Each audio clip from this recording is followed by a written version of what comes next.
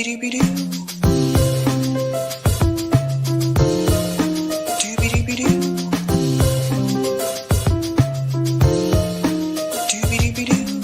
your host, sabrinasalvati.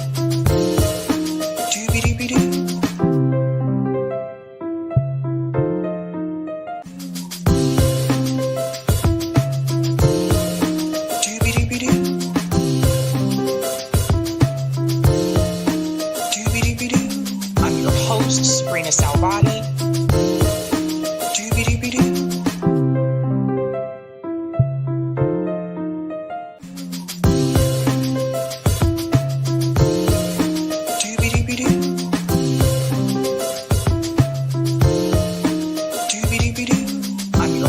sabrinasalvati.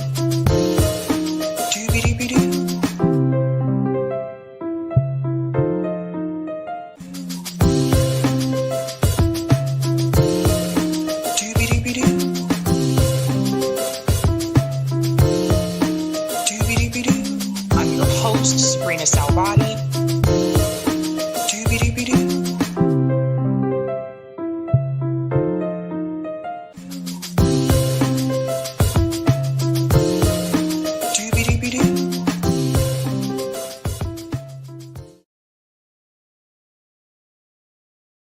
All right. Happy Tuesday, ladies and gentlemen. Welcome to Sabs podcast. I'm your host, sabrinasalvati. If you're new, I want to let you know that Sabs podcast is a part of Revolutionary Blackout Network. You can catch me there on Thursdays for the Sabby and JB show. And you can catch me here on Tuesday, Thursday, and Sunday. New schedule I'll be announcing, and I'll explain a little bit more about that later on in the show. We do want to get things started with our special guest. Before I bring him in, let me show you what we are going to discuss tonight, ladies and gentlemen. A lot of things happening, folks. Tonight's theme is from 0 to 10. Tonight, we are discussing Donald Trump and Vladimir Putin clash. This is a big deal. We're also going to dive into NATO entering Ukraine. We're going to break down that story. That's a breaking story. We're also going to dive into, I haven't had a chance to discuss this yet, but Kash Patel caves. Yeah, about Jeffrey Epstein. He looks a little surprised in that photo. We'll get into all of that, ladies and gentlemen. We're also going to discuss with our special guest, who is Malema. We're going to break down the EFF and what they are all about. We're also discussing, this is news as well. It appears there was another agreement that was met by the U.S. government and Hamas, but unfortunately, Israel has decided to reject it. We'll get into the details of that. And last but not least, ladies and gentlemen, if you haven't heard this story, this is crazy. Over 100,000 Black women lose jobs in the month of April. So that is what we are discussing tonight. Let's go ahead and bring in our special guest.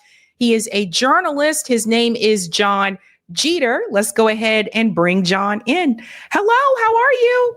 I am very well, Sabby. Great to be here. Thank you so much for joining me. This is my first time talking to you, but I've been reading your articles, so I'm well versed on your work.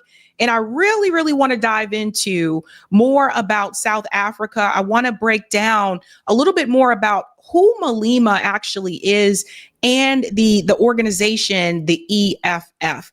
So when Donald Trump had this meeting with Ramaphosa in the White House, there was a lot of pushback from people. I think like on both sides, where people kind of felt like Ramaphosa didn't really push back on Donald Trump the way that he could have.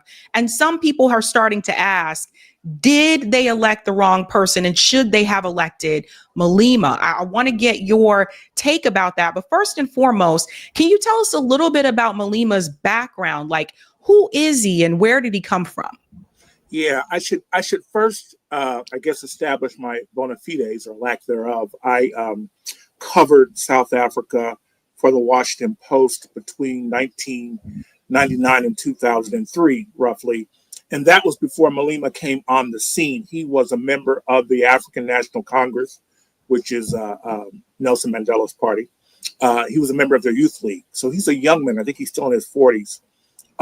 Split from the party around 2013, mostly, I think, over the issue Jacob Zuma, who was Nelson Mandela's successor twice removed, was caught up in a lot of corruption allegations.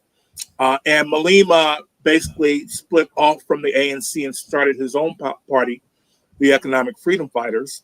And they are, for lack of a better term, they're a firebrand party. They're a communist-influenced communist party. They are trying to move South Africa to the left. They are grassroots populist, and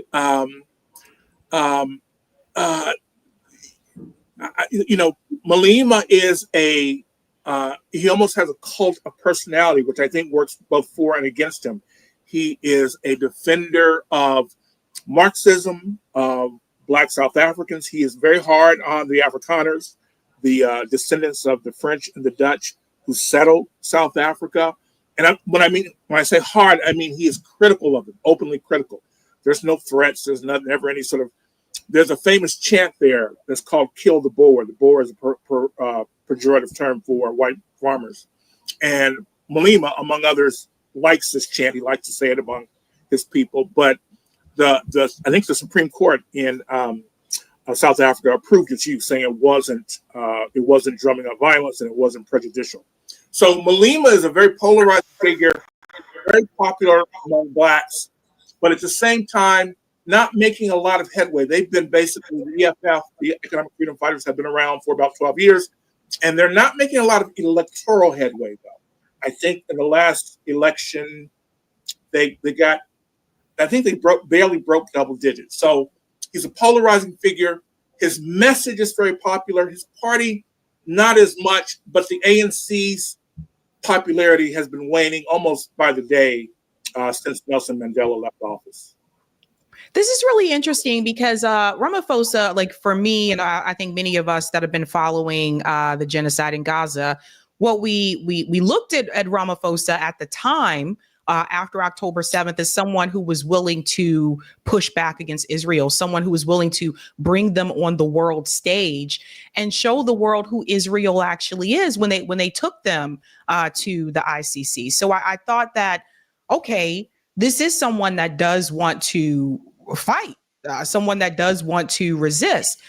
And then I saw him in that conversation with Donald Trump, and it was just kind of bizarre. And I want to get your take on that. Like, why do you feel like he didn't push back more, especially with some of the video footage and the pictures that Donald Trump was showing him? It was very obvious that people were calling it out, that one of the pictures was from the Congo and not from South Africa. It kind of seemed like he was somewhat timid. Ramaphosa is a really complicated character. He got his start as a public figure, as a labor leader, and a very popular one in Soweto, which is the southwest suburbs, township, all black, outside of Johannesburg. He was really a deputy, Nelson Mandela's right-hand man. If people will go back to the pictures of Mandela being released from prison, they will see most likely a very young Cyril Ramaphosa at his side.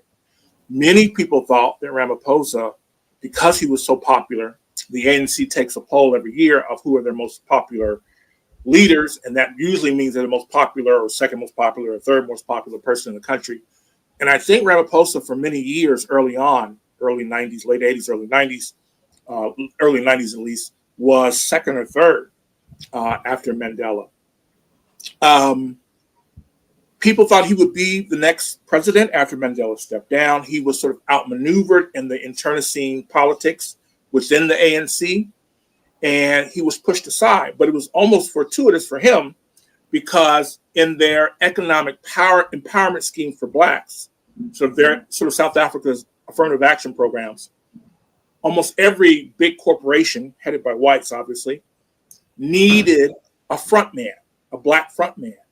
Cyril Ramaphosa became the front man for many, many corporations. He became fabulously rich.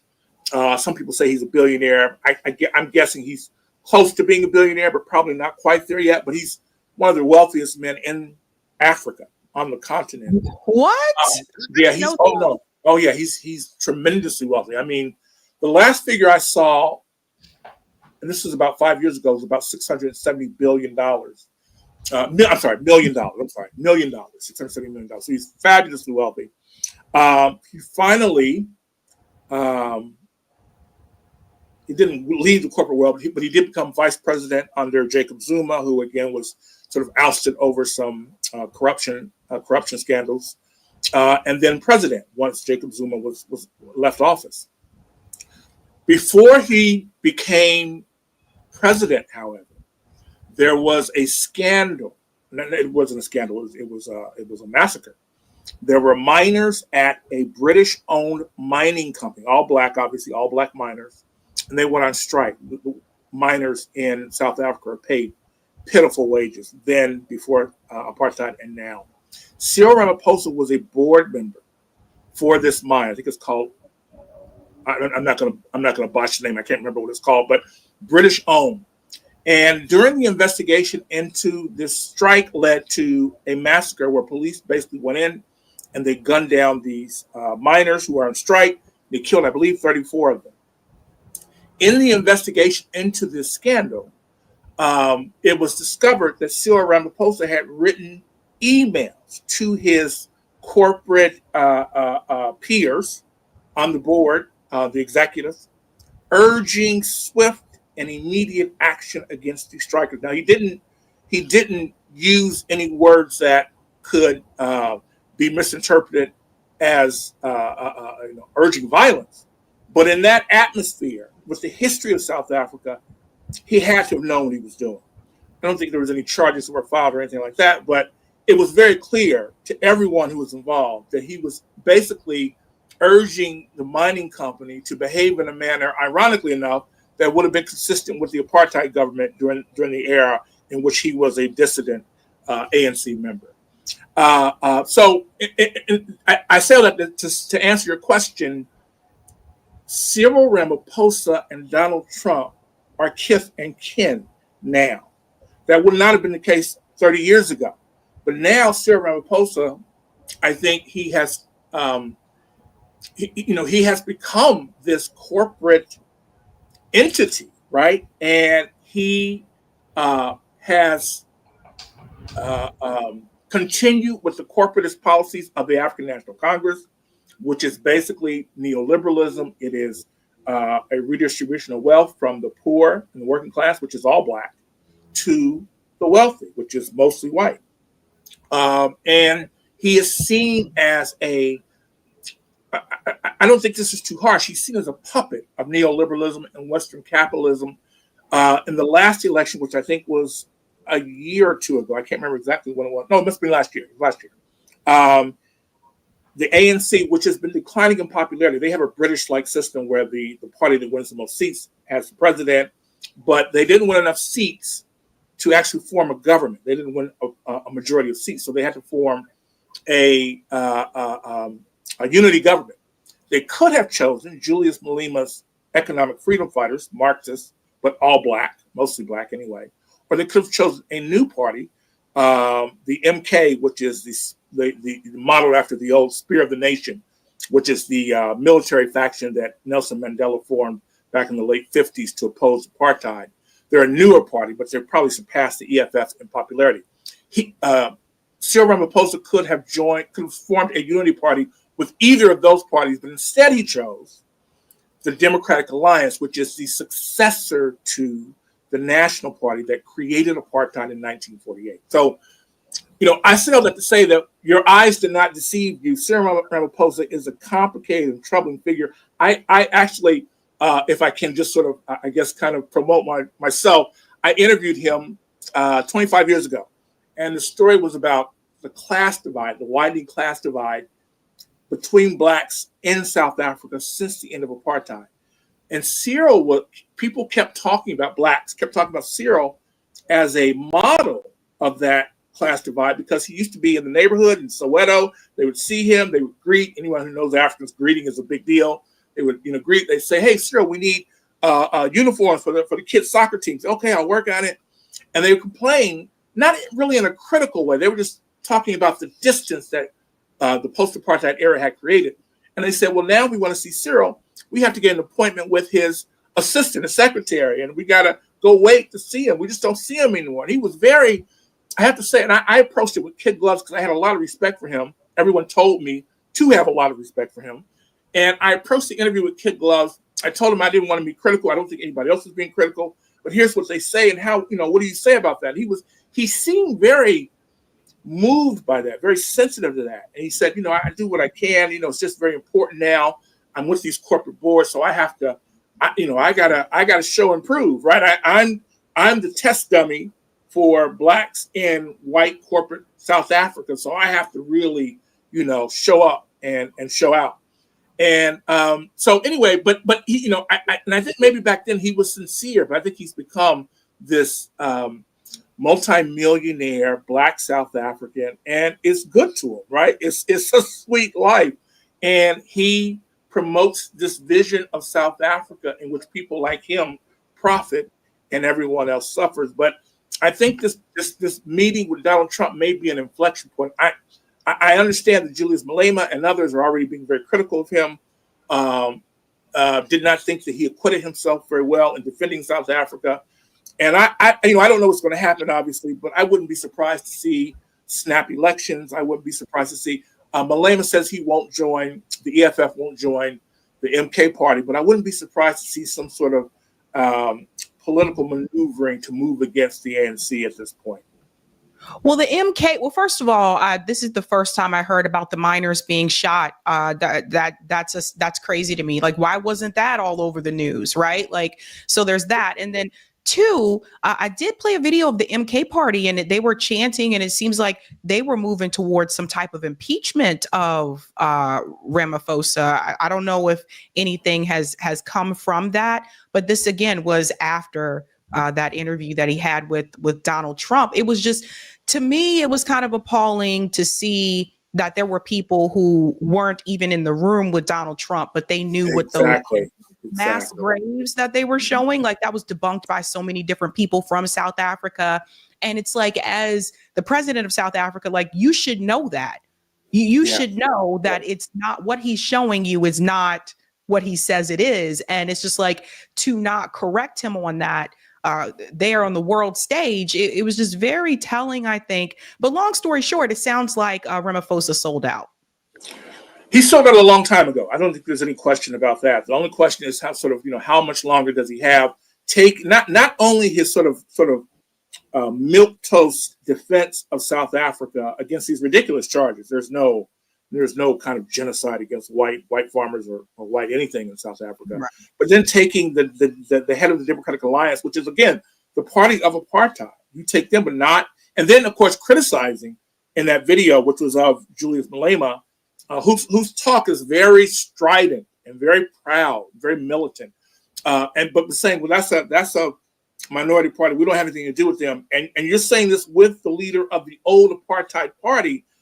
I can't predict what's going to happen. I haven't stepped foot in South Africa in about 15 years, but they are poor but proud people, and I just can't imagine that's going to go over well with the black majority. I think he's going to have some explaining to do, and at this point, basically the economic boom that was supposed to come to black South Africans after the end of apartheid still hasn't arrived. So I think that, in combination with this very poor showing in the White House, I suspect it might be the end of Cyril Ramaphosa as a politician. Interesting. Well, let me show you a recent speech here from Julius Malema. Said, "I'll never be intimidated by Donald Trump." I want you guys to hear part of this, what he said here. Comrades, we must defend our country against imperialism. The only organization that is hated by imperialists is the EFF. I will never be intimidated by America. I will never be intimidated by Donald Trump. They were speaking about me in that meeting at White House. If they were not gossiping about me, they should have called me into that meeting. I would have answered everything that Donald Trump wanted from us. So it sounds like to me that it seems like Julius is if I were to make a comparison, you can let me know if this is a fair comparison. It seems like to me that Cyril Ramaphosa is more like the Democrats that we have here in the United States, like the establishment Democrats. And it seems like Julius is what we wanted, like the squad to be. I think that's a fair comparison. I think Ramaphosa, he represents Western capital, and Ramaphosa might. I mean, it might be a fair comparison to say, he's sort of what Bernie Sanders was initially, although much more militant, and probably a better speaker. One of the things that really has moved the needle for the EFF and Julius Malema is he is a fantastic speaker, especially if you are Black. He says what you want to hear. So that has really moved the needle for him and for the EFF as a party. I want to play a little bit more of this too, so you guys can hear. And I think he does a translation at this point, and then he comes back to. In front of Donald Trump, you've got a coward president. He left here, Ariana, he won't be bullied. When he arrived there, he was shaking. Atatazela, Achaba Donald Trump, another president scared of another president. Donald Trump said to him, when you say farmers, you mean white people. He kept quiet. Farmers do not mean white people. They are black farmers. They are white farmers. Ramaphosa is a farmer himself. He should have said to Donald Trump, no, farmers are not white. I'm a farmer myself. I am not white. Why didn't he present that simple fact before Donald Trump? That is a good question. So that was something else I wanted to ask you about. So Ramaphosa was also a farmer? Yes, he has become a farmer in his latest iteration. He often brags about, I don't know anything about farming, but he brags about having these cows, which apparently there's something that makes them really special. They're worth, I'm told, like $1 million a piece. And part of his estrangement from the Black working class in South Africa is that he often talks about these cows. I think they might be black and white, the cows themselves. And so he is a farmer. And also, I should note this too. There was a scandal involving Ramaphosa again about 3 or 4 years ago, maybe 4 years ago. Ramaphosa has a farm, very wealthy, big farm. And I think it was 2 or 3 men were caught breaking in, and they were carving up the furniture. And they were caught in his home carving up the furniture, and there was money, millions of dollars stored inside. I don't know I don't think he was ever charged or anything like that. But of course, the speculation was that Ramaphosa was selling these special cows, maybe other animals, and not reporting the income so he wouldn't have to pay taxes, and hiding the money in his furniture. And these men were the ones who had worked on the farm and helped him do it. And so they were coming back to get their loot, right? And they got arrested. So, Ramaphosa is a farmer. He is of, as much as any Black person in South Africa can be, he is to the manor born, or at least he got there, right? And I should say this too. The other thing about Ramaphosa's performance in the White House is that, for all the sort of, the ANC created this image very deliberately of Mandela as this kindly old man as he got older, to sort of make whites feel comfortable, to assuage white fears that he was going to kill them all in their sleep. But Mandela was, first of all, as a young man, he was a boxer like Miles Davis. And I don't know if many of your viewers are as old as me or of an age to remember when Mandela was released from prison, came to America on a goodwill tour, did a series of interviews, one of them with, might have been Phil Donahue or Ted Koppel, I can't remember, but someone asked him about his close relationship to Fidel Castro and to the Palestinians. And Mandela went in. Like, that image, there was some truth to it, but he did not suffer fools gladly. And Mandela basically tore whoever asked him that question a new one. And I think there's probably, I haven't heard it or seen it, but my guess is that there's probably many Black South Africans to say, because Mandela is complicated as well, right? He is still a revered figure, and I think rightfully so, but the arrangement he put in place that he was largely responsible for has not benefited blacks in a material sense so far. And so the idea that even Mandela would have handled this in a much more forceful way than Ramaphosa, I think it again, I think Cyril Ramaphosa is going to have some explaining to do very, very soon. I think so too. I'll go back to this as well. Why didn't he say there are so many people killed in South Africa and majority of them are blacks? There is no white genocide in South Africa. Bammonchatsila with crosses, he opens his eyes in shock. I know South Africa with my eyes closed. He's unable to tell Donald Trump that is not a picture of South Africa. This picture does not belong to us. We don't have mass graves of white people in South Africa. Mula was there. Kumbuzo was even worse.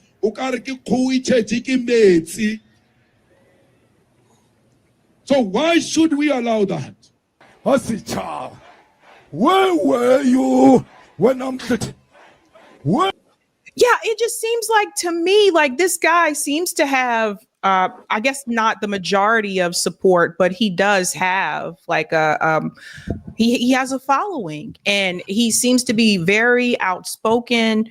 And it makes me wonder, and I could imagine that obviously the West would not want Julius Malema to be president of South Africa because he doesn't fit like their mold, right? And I don't think he's someone, it doesn't seem like he's someone that could be corrupted.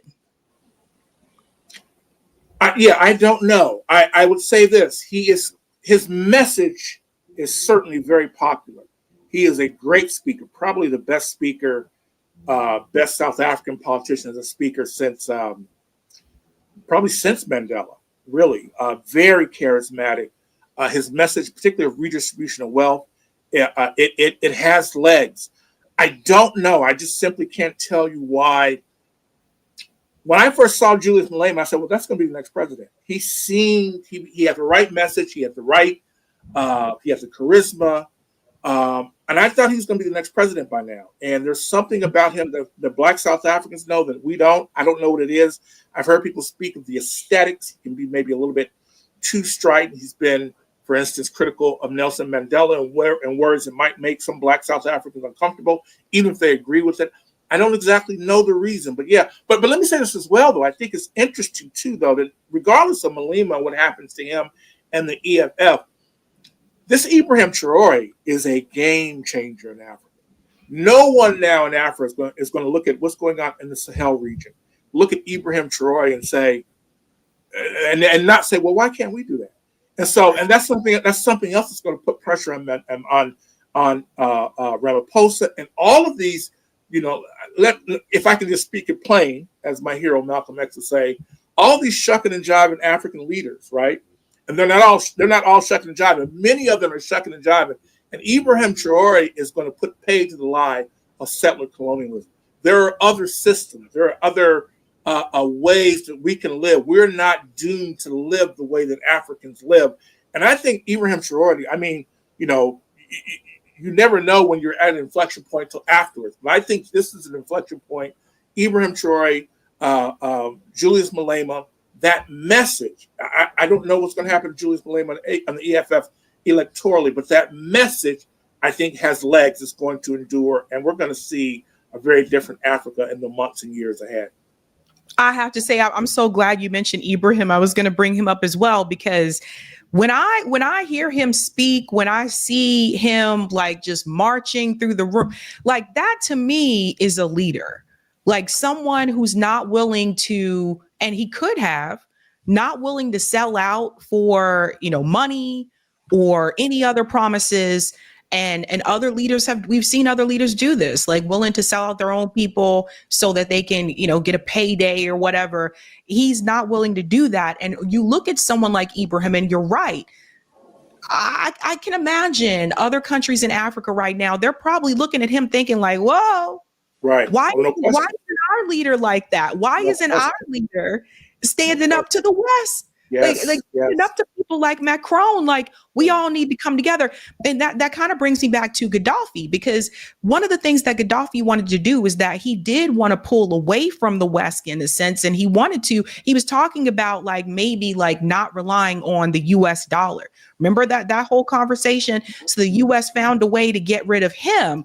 And it's just like Ibrahim, this guy has had multiple attempts on his life and he still hasn't backed down.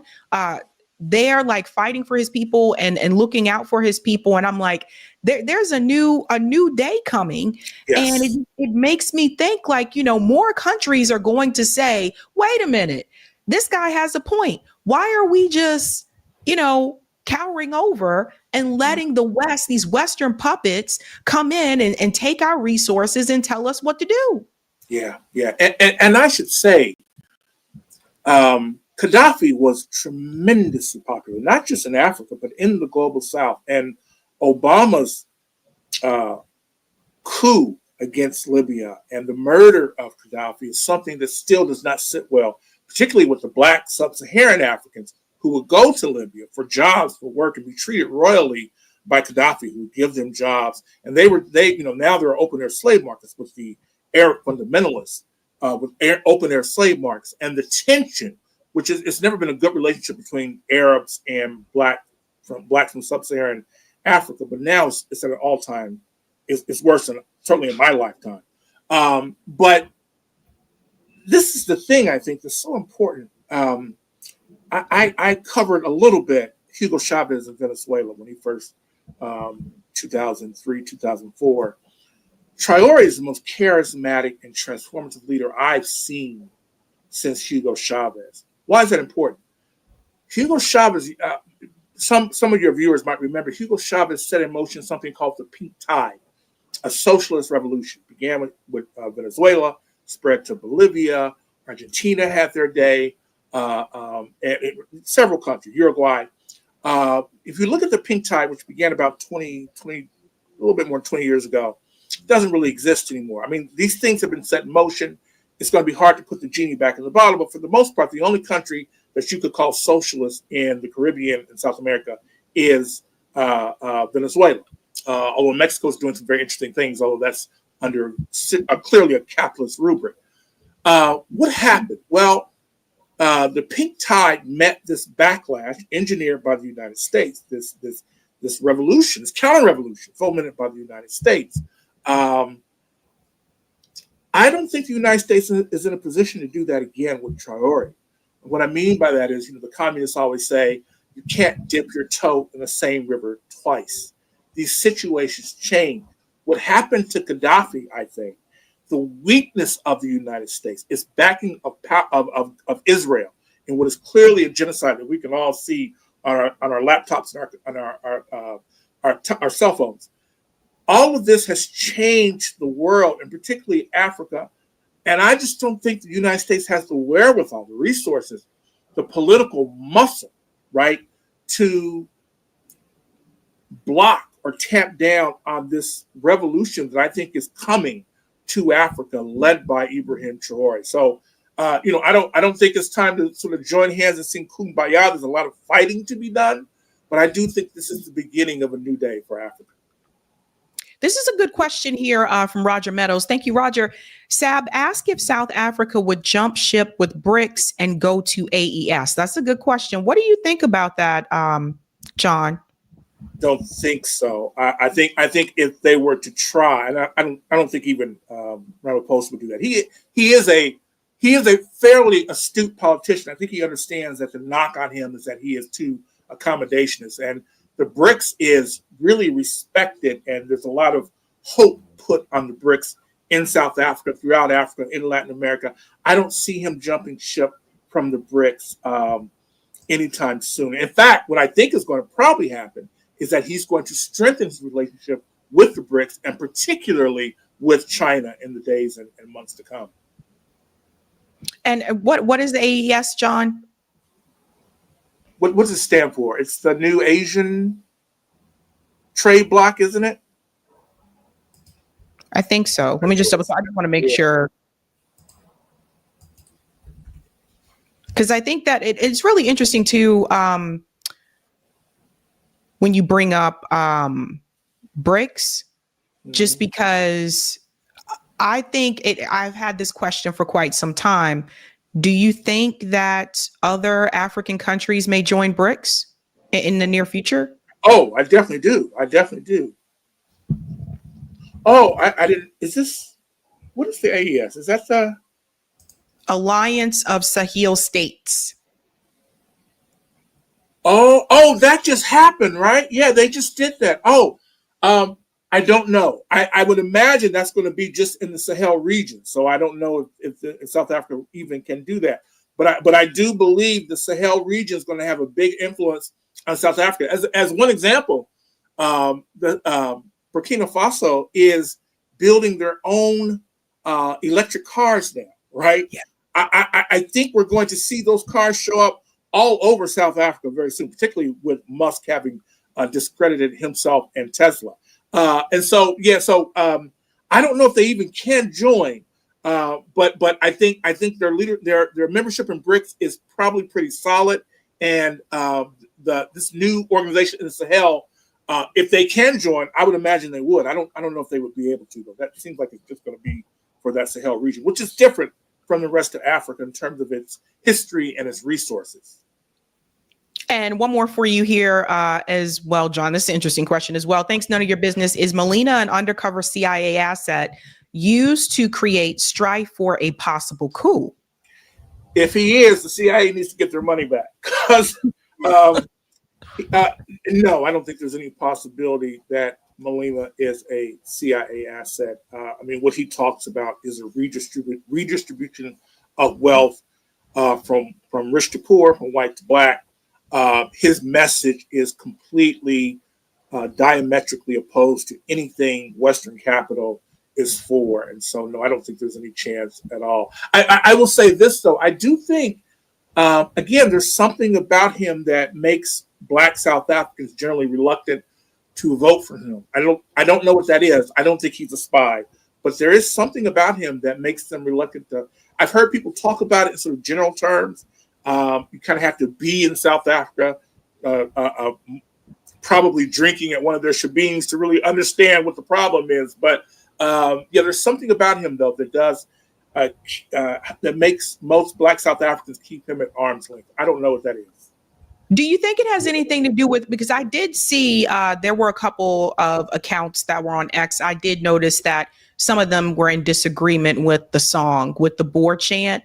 Do you think it has anything to do with that?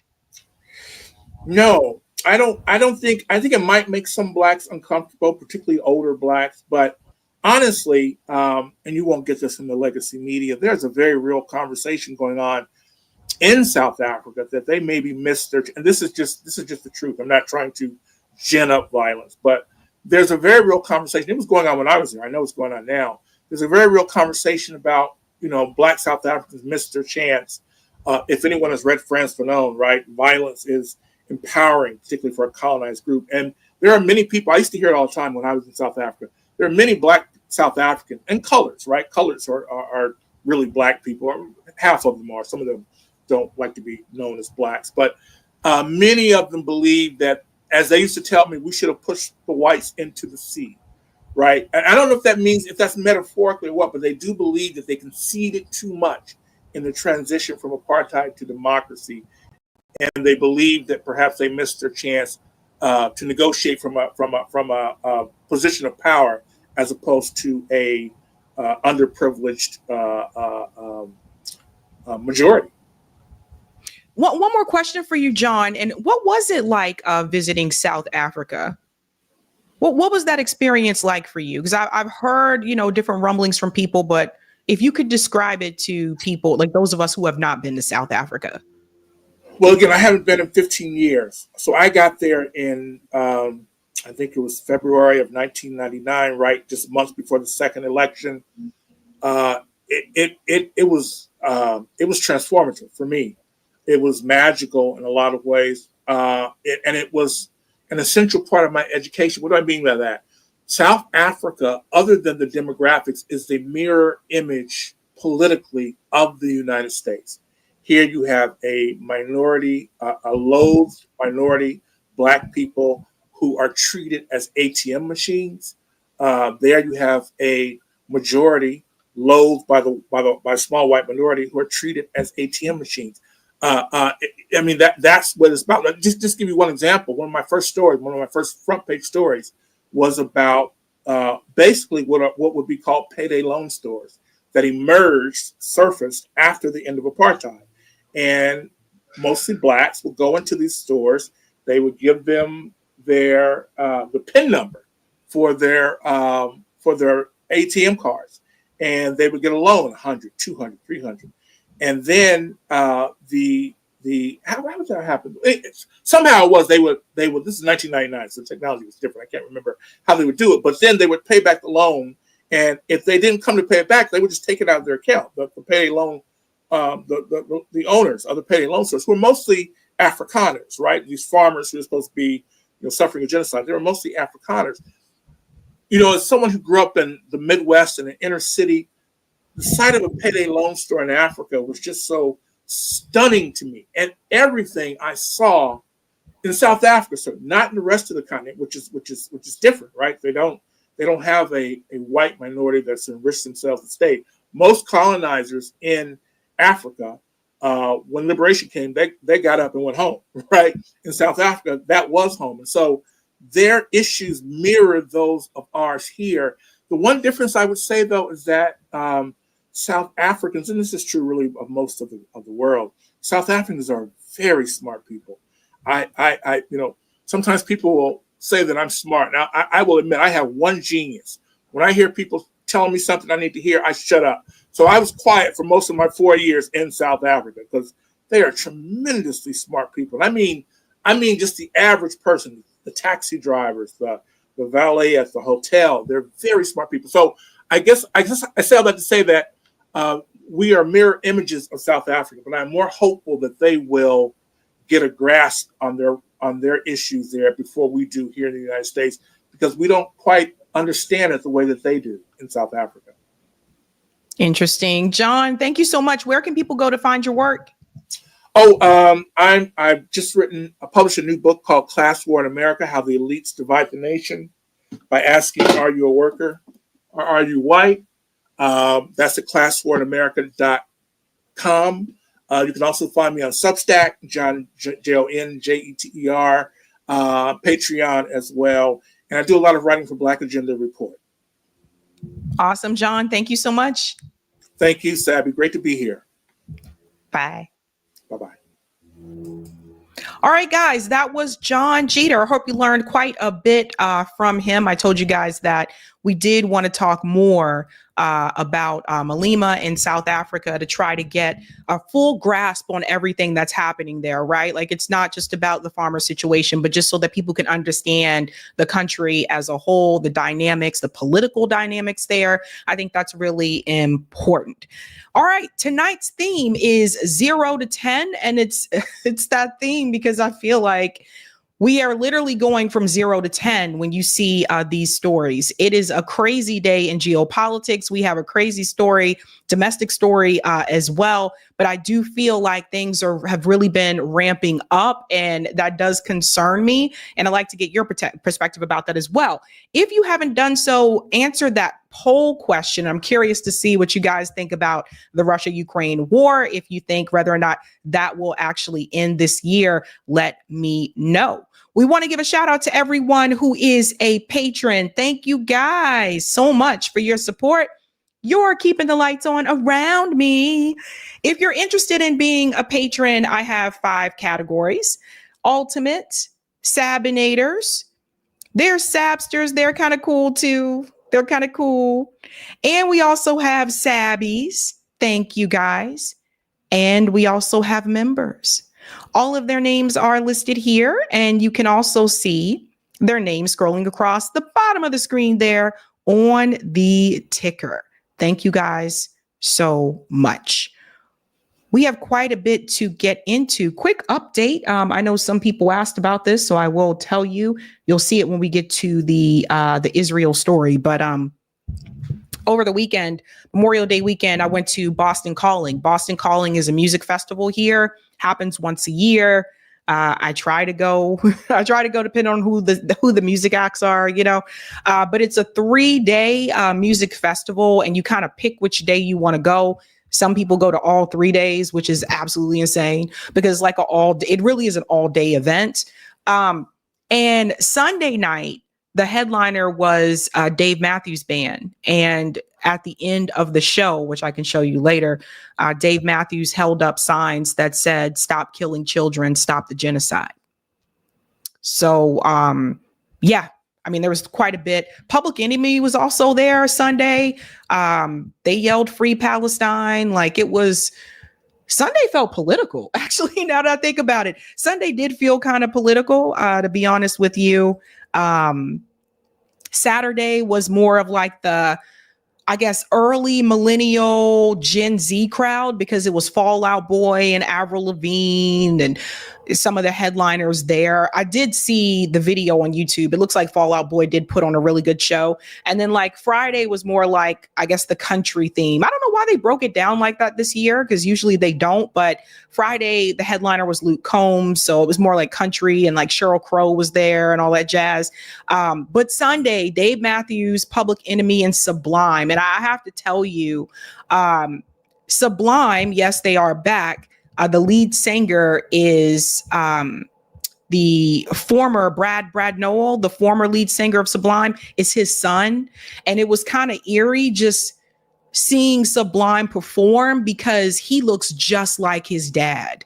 So in a way, it was kind of whoa, you know what I mean? And he sounds like him, when he sings the song. So it was kind of a flashback to the past, but a great time there. And like I said, there was definitely, a strong message, at least on Sunday. So more stories to discuss, ladies and gentlemen. If you haven't done so, could you please smash that like button? Thank you. If you're new, don't forget to like, sub, and share, just like a Care Bear. Let's go to some of these comments, and then we'll get to the other stories. The Oracle says Ramaphosa should have been prepared for the ambush. Yeah, I would think so too. I don't know. Cloudness says money corrupts sellouts. I agree. Thank you. None of your business. All CIA assets are good at stage presentation. And thank you, Roger. Alliance of El Sahel states, if it expand, South Africa will. And thank you for this one. Notice I said South Africa, never specified which leader would. Thank you, Marlon. Truly inspired by African self-determination rising. That's right. Let's get that comment on Rockfin.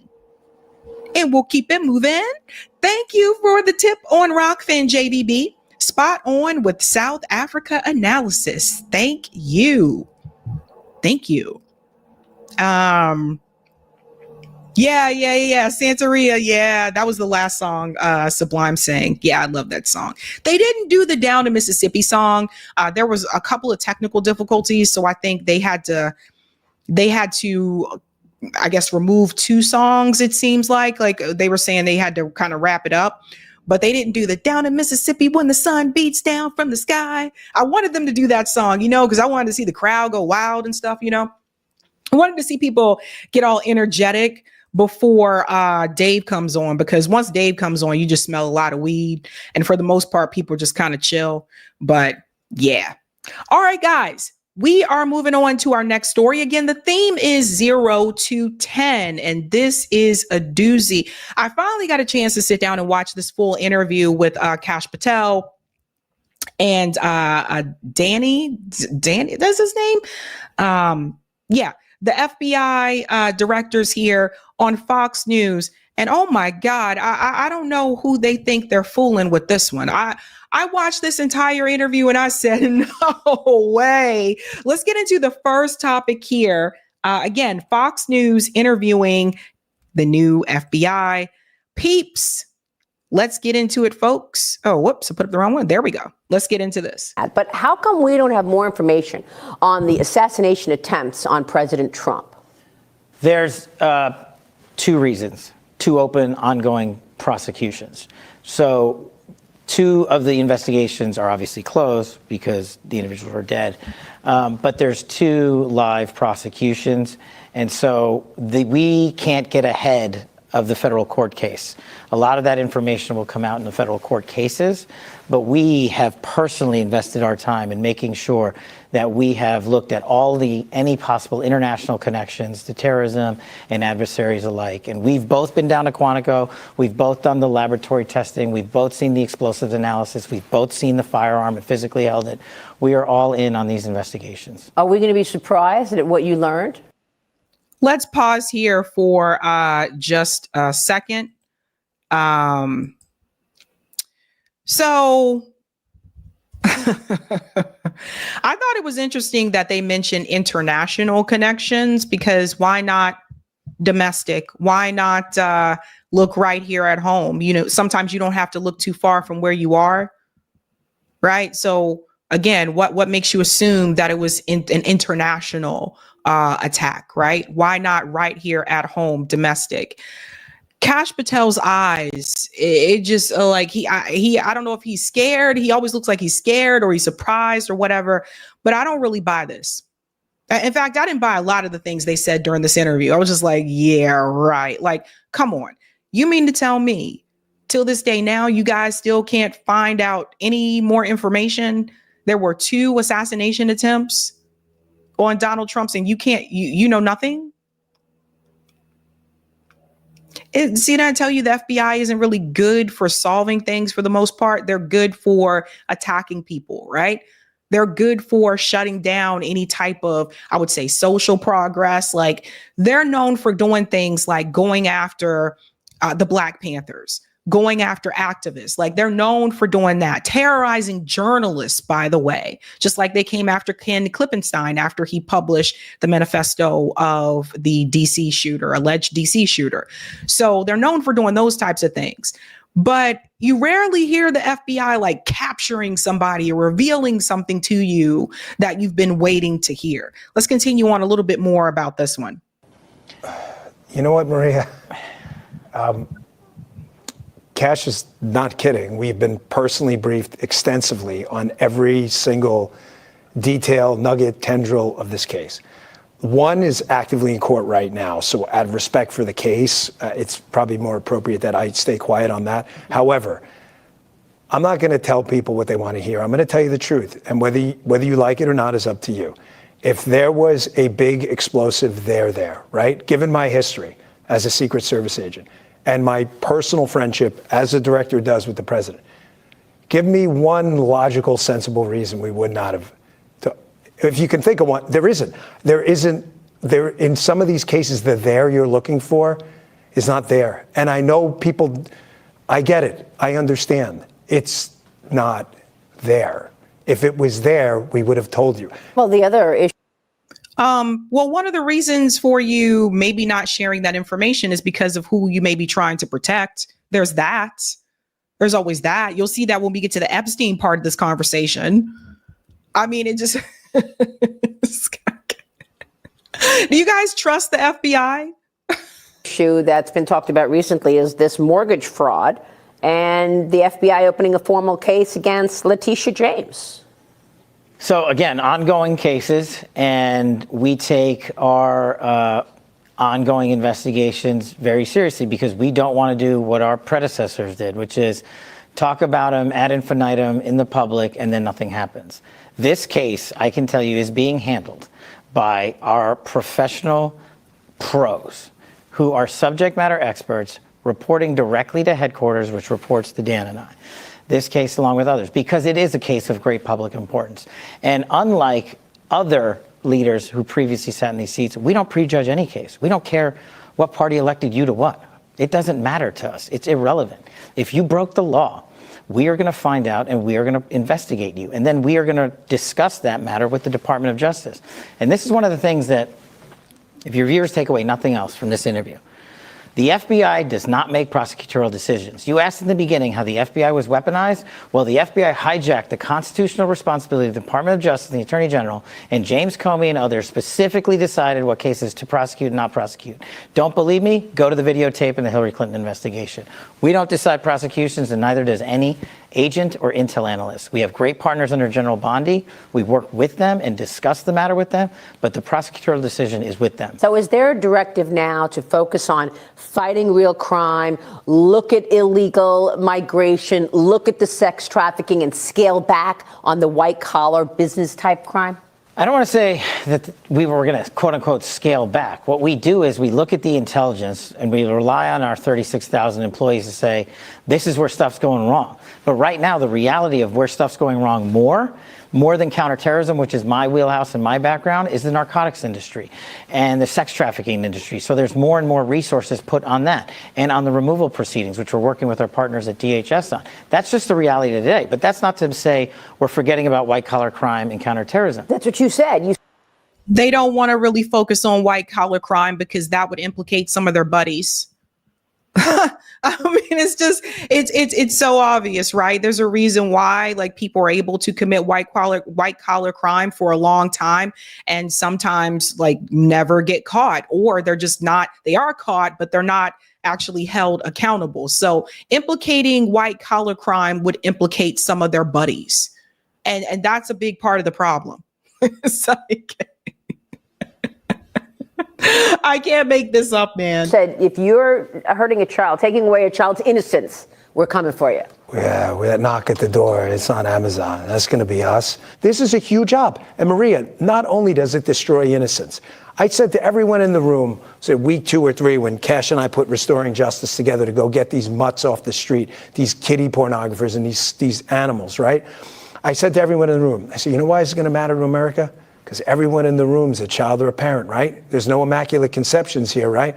I love Jesus, but there's no one in the room, right? I said, this matters. And not only that, it creates generational crime because abused kids then become abusers in a lot of these cases. I said, we have a chance right now. I said, we got to go make their lives painful, these bad guys. And we went and we locked up in a month, 400? We saved 115 kids. And you haven't even seen the beginning because those 400, a lot of them are talking.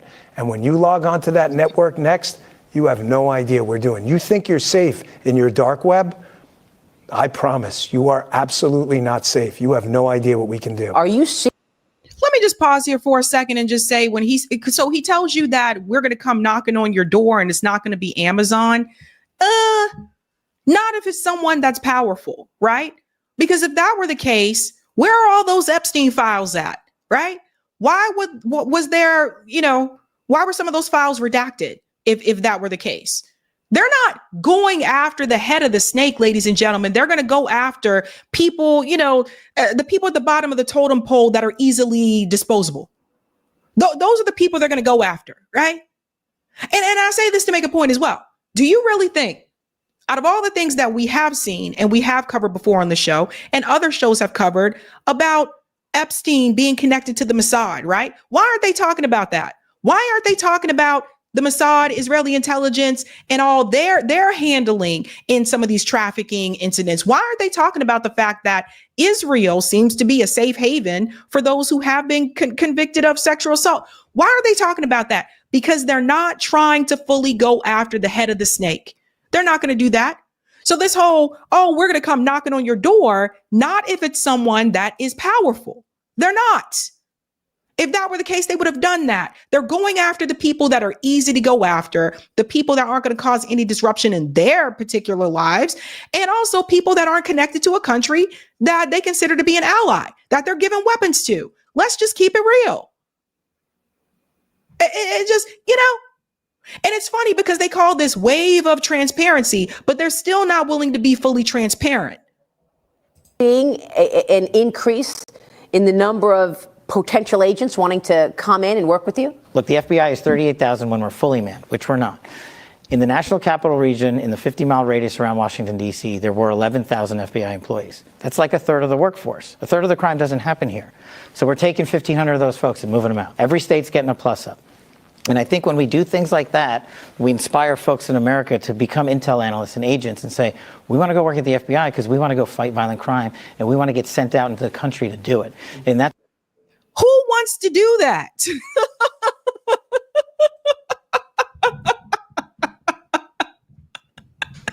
We're inspiring people to come work with the FBI because they want to fight violent crime. No, but most of what you are doing is going after people that you shouldn't even target, right? Think about these things. Who killed Malcolm X? Who killed Fred Hampton? Who's been shutting down a lot of these movements, etc.?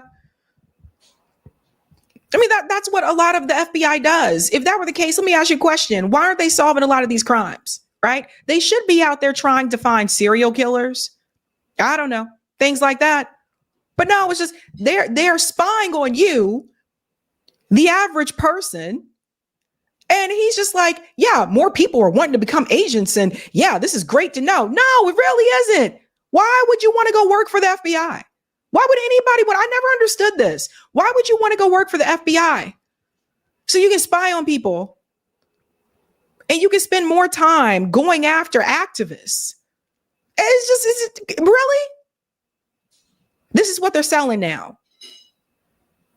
So this whole thing, this whole framing of going after the deep state and taking down the deep state, you're not going to do that through the FBI. The deep state and the FBI are like this. So that's not going to happen.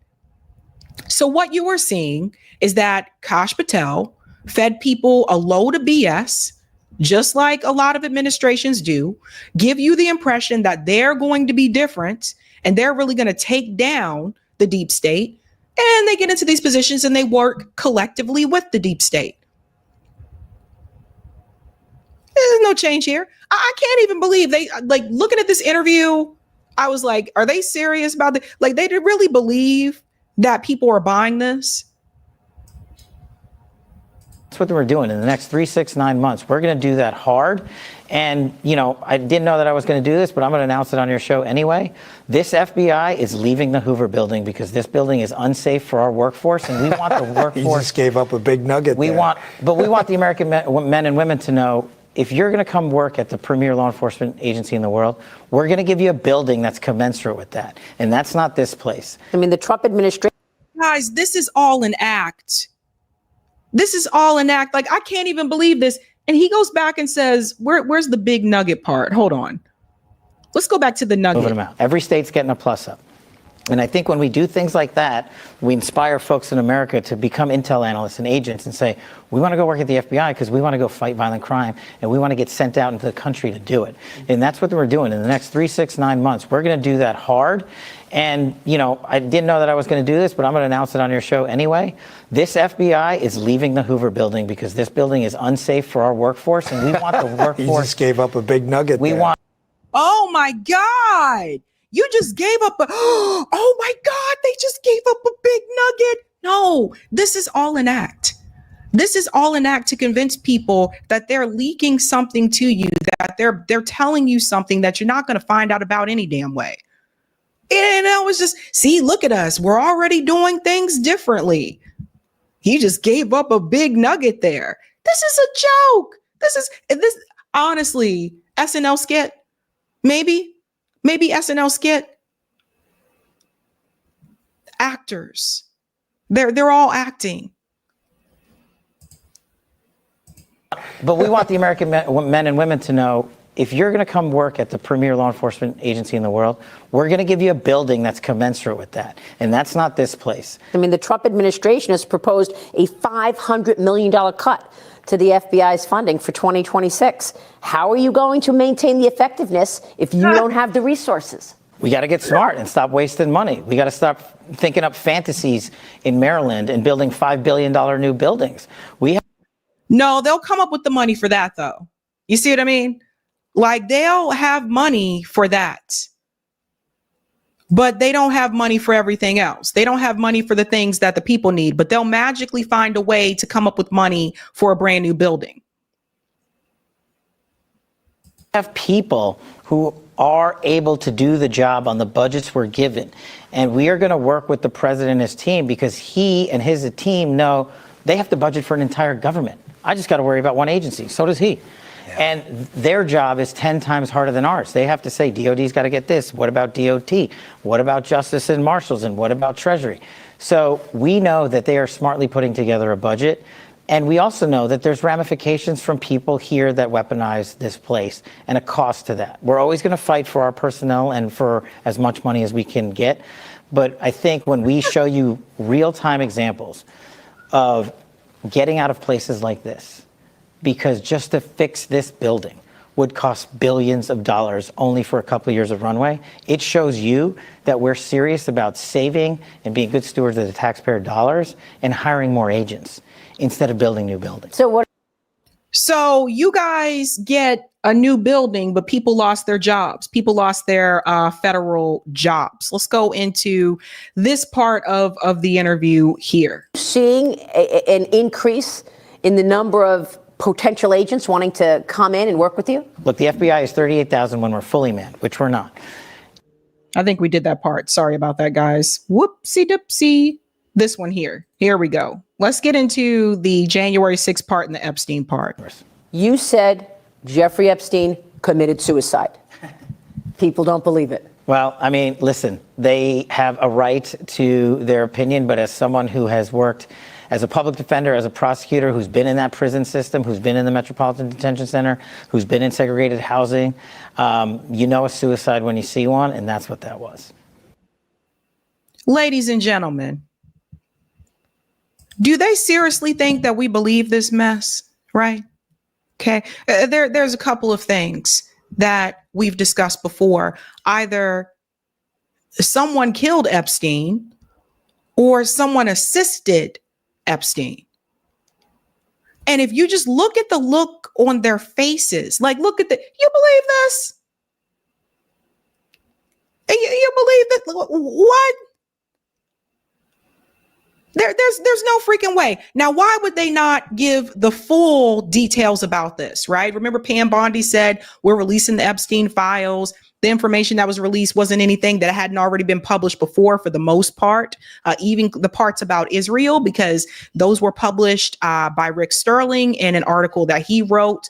There's also the book about RFK and JFK that Ken came onto the show to discuss as well. So let's dive into this, shall we? The reason why you're not getting the list of names, now they didn't told you that they're going to go knock on doors. The reason why you're not getting the list of names, and I mean the client list that Epstein had, is because it would implicate some very rich and powerful people. Some that they may know, some that they may be in community with. That's why you're not getting that list. And Pam Bondi knew that when she told you that. And Kash Patel and Don Bongino, they knew this as well. They knew damn well that you were not going to get a list of names that were on that Epstein, client list, because that would also implicate Israel. Does everybody believe this? So this is all a game. They're actors, right? So when I say we've gone from 0 to 10, this is part of what I'm talking about. This is absolutely ridiculous because they all came out at the beginning and they said, we've got the Epstein files. They handed the binders to a bunch of influencers. Of course, the influencers waved those binders in the air for the photo op to mislead the public, to make you think that they were going to expose something that nobody had ever heard before. And most of those things were already exposed prior to them handing over those binders. This is all a game. They're trying to make you think that they're revealing and exposing things that have already been exposed. And it's just the 0 to 10. We got the Epstein files, 0 to 10. And then it's just information that a lot of people already knew anyway.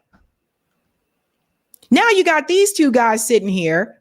You got Kash Patel and Don, and they're seriously telling you to your face that he did it himself, that he unalived himself, that there's nothing else about this. I sincerely hope nobody believes this, because the reality is, if he did, do you think that they would tell you? Because if they tell you, then they have to tell you who's behind it. And we don't want to go down that rabbit hole. Even other conservatives are calling this out. This is what's hilarious to me. Like Tucker Carlson is calling it out. Other conservatives on social media, if you go on X and you look for clips of this video, other conservatives are like, nah, you guys lied to us and da-da-da, and rah. Like, yeah, these people were never going to expose the full truth about Jeffrey Epstein. If they were, they wouldn't even be sitting in those seats to begin with. That was all a game. These people are actors. It's hilarious to me. I don't know how she did this interview without laughing. He killed himself. Again, you want me to? I've seen the whole file. He killed himself. I know it's hard work, but you promoted Steve.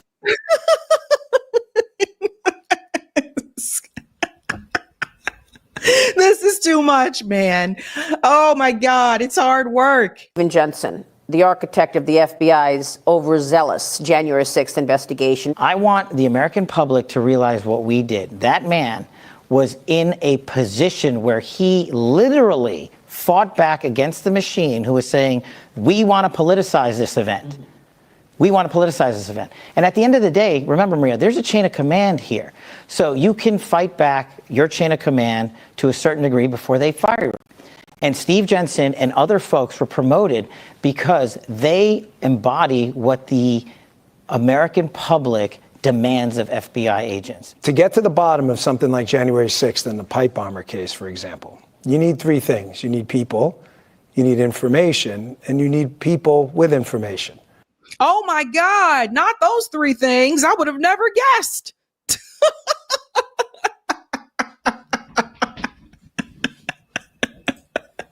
Three things: people with information.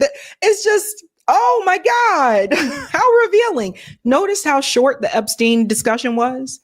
Notice how short that part of the conversation was. He did that himself.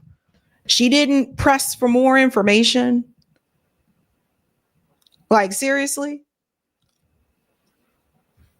I sincerely hope, like, no one believes that. I sincerely hope that, just like we're supposed to believe that Virginia Giuffre, that she unalived herself as well. Her parents doubt that heavily. Her parents have spoken out against it. So we're supposed to believe that too, after she put out a message letting people know that she was basically in danger.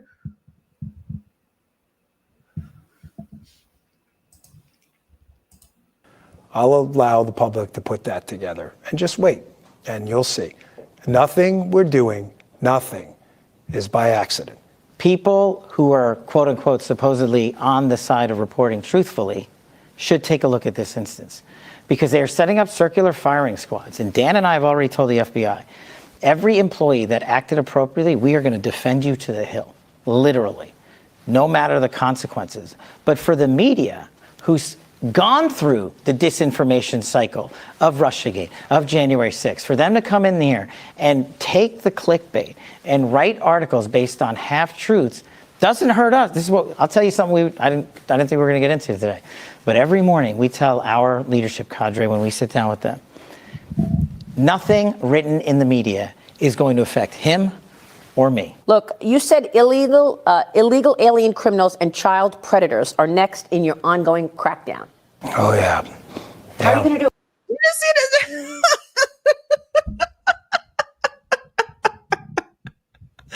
Oh my God. The illegal immigration problem with 20 million people came in. Yeah, okay, most of them probably were here to work in it, but a lot of them weren't. They were here to traffic in kids and fentanyl.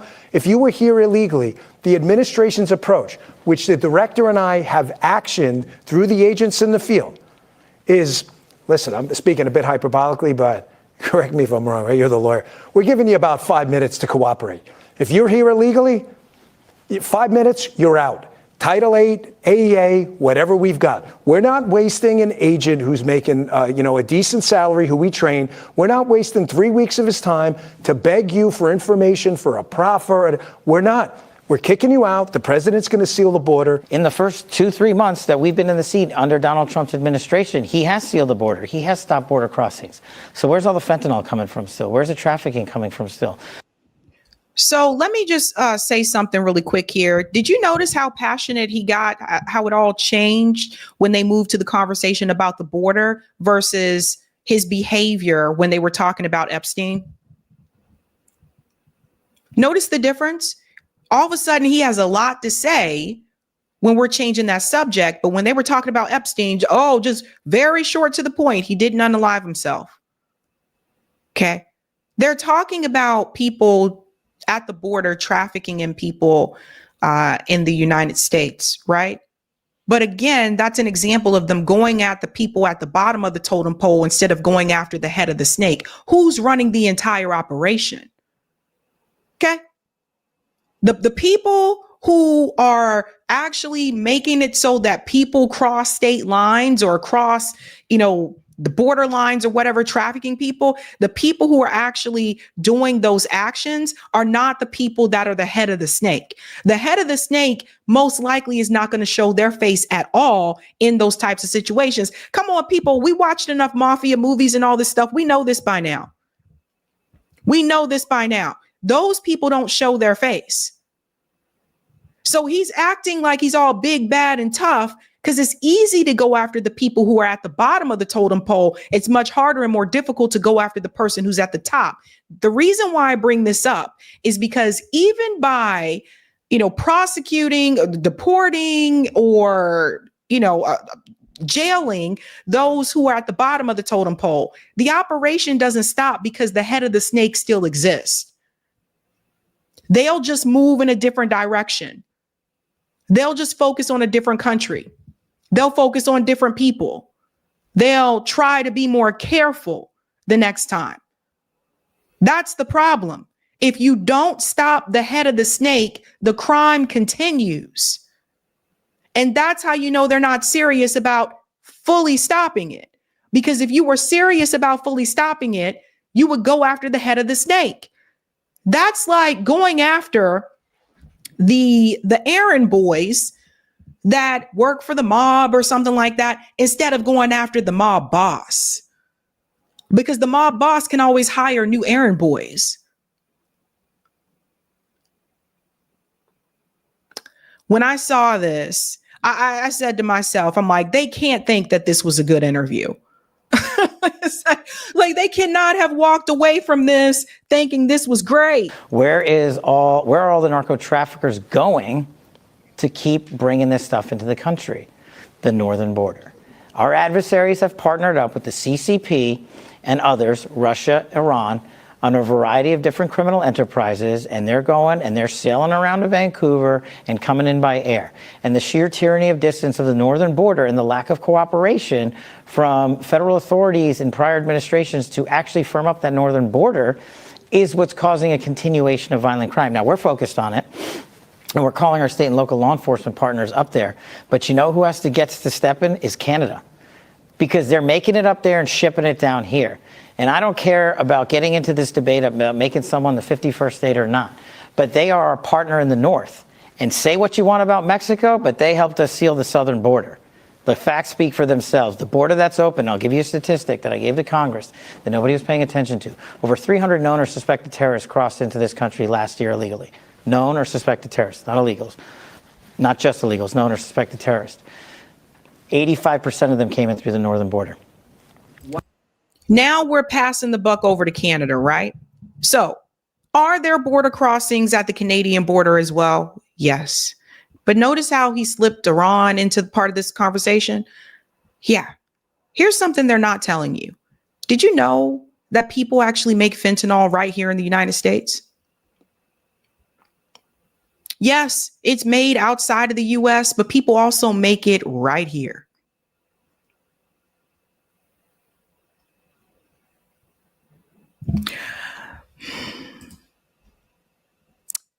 There is quite a bit of pushback on this interview. I highly recommend you guys check out social media about this interview because people are looking at this and they're just like, are you freaking kidding me? From 0 to 10, 0 to 10. And Canada also wouldn't be the head of the snake. Iran wouldn't be the head of the snake. I don't even think Iran is involved in this. I got to double check that myself. I don't even believe that. But the thing is, they're not going after powerful people. And that's how you know they're full of shit. Let's go to some of the comments here, ladies and gentlemen. Saul says, call Pam Bondi. I was promised some files. Thank you, Ace Play. The FBI has a method for reading body language, and Kash fails on every level. The Oracle, those eyes are something else. The Oracle says, you see, Trump's latest pardons have been his loyalists or celebrity types. The FBI goes after the bottom feeders. There you go. Yep. Brenda says they came to my apartment twice inquiring about a neighbor. Nice guys. I got their HS card. It was weird. I felt awkward with them standing in the hall, so I let them in. Oh my neighbor is fine. Interesting. Hope you're safe there, Brenda. Danny says, so he wants to build an unnecessary new FBI building. See what I'm saying? And thank you for the super sticker, Vilma. Thank you. Yeah. Let's get the comment on Rockfin. Thank you for the tip on Rockfin, Dave. Thanks to Sabs and Eric for bobbing and weaving and staying up in the ring to take the fight to them. Thank you. Based. All righty. We are moving on to the next story, and I think we are making good time. So let's do the damn thing. This next story. We have to have a conversation about lessons to be learned. And I'll present an option that I think could be a solution. And you can let me know what you think. 0 to 10. Remember back a few months ago when people lost those federal jobs? And I told you that this would come back to bite people in the ass. Guess who it came back to bite? It came back to bite Black women. I told you this would be a problem, right? Get this, folks. This is the talk of the town. Like this article has people up in arms. I'm going to make a connection here from this article all the way back to the Great Depression so you can see how this has been a trend. Over 100,000 Black women lost jobs in April. Here's what's behind the surge. First of all, 100,000 is a lot of freaking people. Let's make this bigger for the people in the back. While national unemployment rate remains steady, Black women face the sharpest job losses in April, pushing their unemployment rate to a month-long high, according to recent data released by the federal government. The U.S. Bureau of Labor Statistics reported that Black women lost 38,000 jobs, and their unemployment increased by 106,000 last month. Their unemployment rate jumped from 6.1% up from 5.1% in March. That's a full percentage point increase in just 1 month. So last year, I ran through those unemployment numbers, even under Biden's presidency. And I was trying to explain to people at that time that unemployment rates among Black people in the US were increasing. So the increase didn't start this year. It started in 2024. But this particular report is about Black women. And this all happened in the month of April. It goes on to say data from the digital platform HBCU Money shows the number of Black women employed is at a 5-month low, and their number of unemployed is at a 5-month high. Meanwhile, and this is the important part, meanwhile, other groups saw no significant changes. White women's jobless rate held steady at 3.3, and Hispanic women remained at 4.6, according to the report. Unemployment among Black men dropped slightly to 5.6%, down from 6.1% in March. This is the part I wanted to show everybody, that other groups saw no significant changes. And this is exactly why I said before, and I'll continue to say this. This is what happens when you just focus on a class-only analysis. Because if we are just focusing on class, how is it that none of those other groups saw any significant changes? Now, some of this has to do with the federal employed jobs. This is what I was saying about people losing those federal jobs. This is important to the Black community, because what people have to know is that back in the day, before all the Civil Rights Act and all that kind of stuff, when Black people were having difficulty finding those jobs through the state or local jobs, the federal government was the one that stepped in and said, we will offer federal jobs to help Black people be able to establish some type of generational wealth. And the numbers still show today, and I'm a living product of this, the numbers still show today that a lot of Black families were able to establish some type of generational wealth and become homeowners by having those federal jobs. When the cuts were made to the federal government with Elon and all his craziness, by the way, he's taken a step back recently, which he needs to just step all the way off. Those jobs that were cut heavily impacted Black Americans, because a lot of Black Americans have those federal jobs. But more importantly, Black women. There is a saying that is called last hired, first fired. That saying isn't something that people just throw around. That saying applies to Black women in particular, but Black people, because oftentimes we are last hired, first fired. We'll go into that a little bit more. Let's get back to the article. Overall, the Black unemployment rate rose to 6.3%, continuing a troubling trend. April marked the third month in a row that the number increased. Nationally, unemployment remained unchanged at 4.2. And this is important because it's easy to look at the national unemployment rate and I can say, hey, the unemployment rate hasn't increased, right? So this is how corporate media can change the narrative.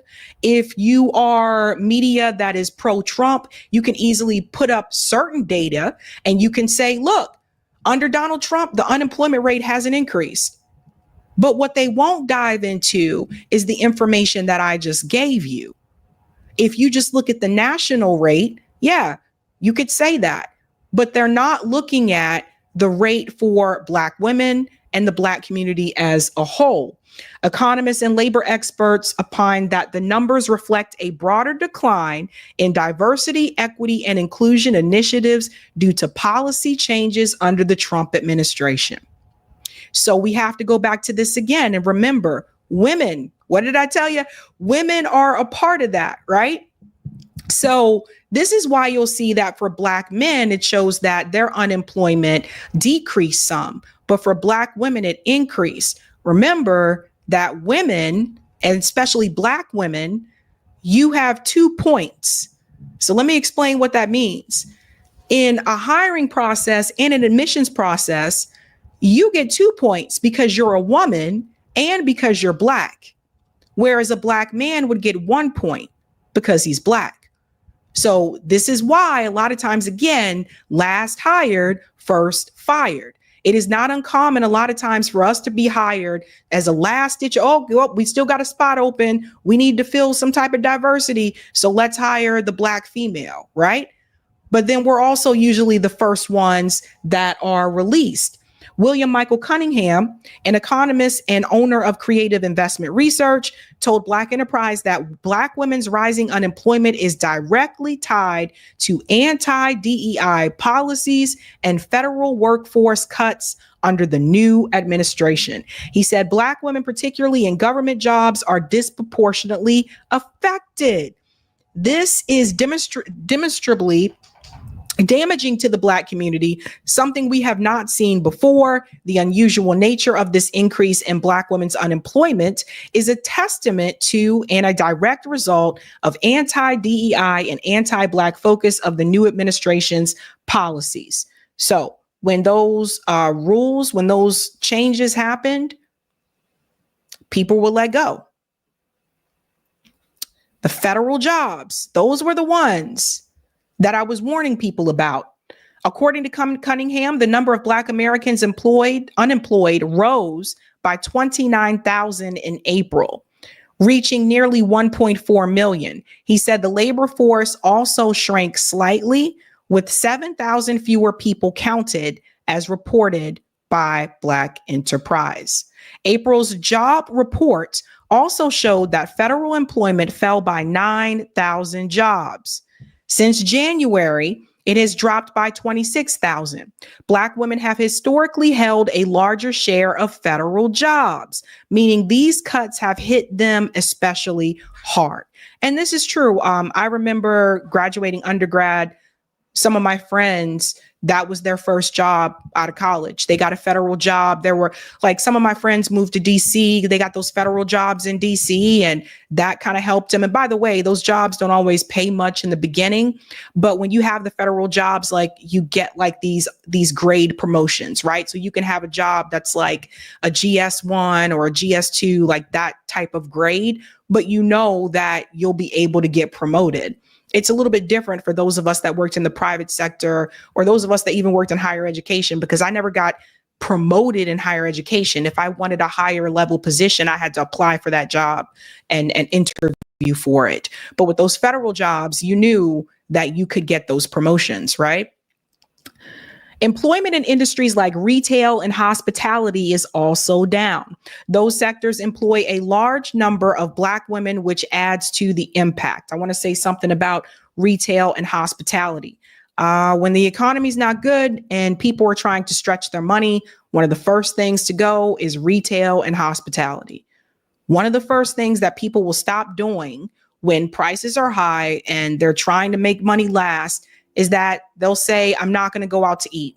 We're not going to go out to eat. We're just going to cook at home. That's usually one of the first things to go. And then also retail, like, no, we're not going out buying clothes or shoes or anything like that. And as someone who worked retail, when the store is slow, it's not uncommon for management to say you can go ahead and go home. Sometimes they'll have people leave early unless you were scheduled to close. Same thing with the restaurant. If you're a waitress and the restaurant is really slow, it's not uncommon for the manager to cut people from the floor because they can't really explain having you there if you don't have any tables. Andre M. Perry, a senior fellow at Brookings Institution, pointed to similar concerns.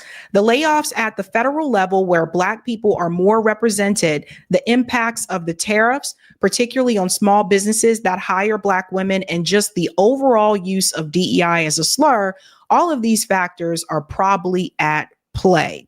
DEI programs, especially in government and corporate settings, have been reduced and eliminated under new federal policies. Some large companies have also pulled back on such initiatives in response to political pressure and lawsuits. As a result, roles tied to DEI have disappeared. For many Black women, those with career entry points or promotion paths that no longer exist. So, yeah, I'm not going to mention their name on here, but I was talking to someone recently who just got laid off, just lost their job, been working at said company for years because of this particular, the policy change. But this isn't new. This has been a problem for a while. I want to bring you to this video here. This is from the Griot.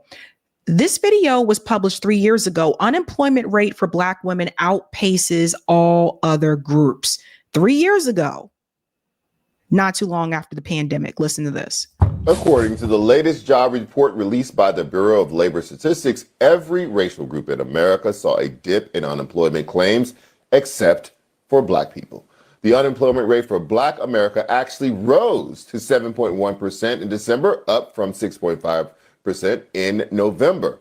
Black women especially have experienced the highest downturn in employment of any group. According to the data, the unemployment among Black women climbed from 4.9% in November to 6.2% in December.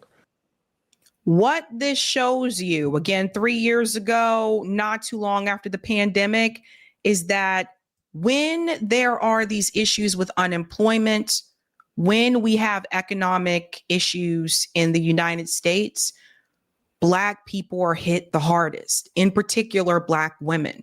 This is why, and I continue to say this, and you need to spread this to your friends as well. This is why I think it's not good to tell people to just focus on class, because there are certain groups that are hit harder. When there's an economic downturn, data shows that Black people are hit hardest. Not only that, but even after unemployment, it takes us longer to find employment again. And I'll get into the reasons about that as well.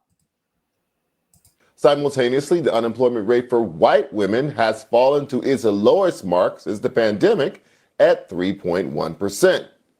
Much has been made about America's labor shortage, but do these numbers reflect an opportunity shortage or a disparity in the wages being offered to Black workers?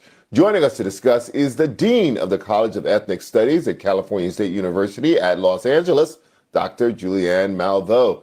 So, Julia, I'm trying to understand these numbers, and I'm hoping that you can make them make sense for us. Why would Black unemployment rates go up when they went down for every other racial group in America? Well, there's this little word that begins with R called racism. I think you put it more kindly when you called it an opportunity gap. I mean, the fact is that we're still last hired, first fired. We still, especially in the industries that we seem to see more growth, like the service industries, hospitality, that's where unconscious bias really comes out. But the other thing, Charles, that's happening is that Black people are also leaving the labor force. Black women especially are leaving the labor force. Why?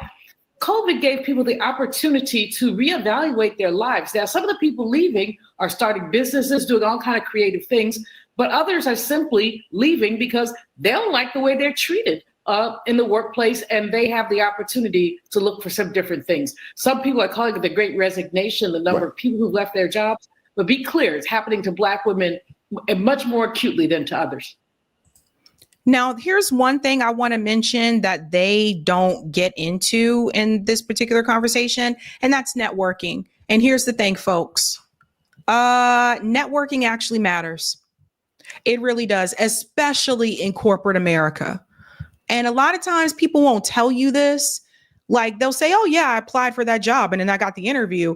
But they may kind of sometimes leave out that, like, they happen to know the HR hiring, manager. They knew the HR manager, or they knew the hiring manager, or they already had a friend that worked in said department at that company. And I bring this up to compare it to, like, Black women in the job force and all this kind of stuff, to say this. A lot of times we don't have the networking. A lot of times we don't know the right people to get said job.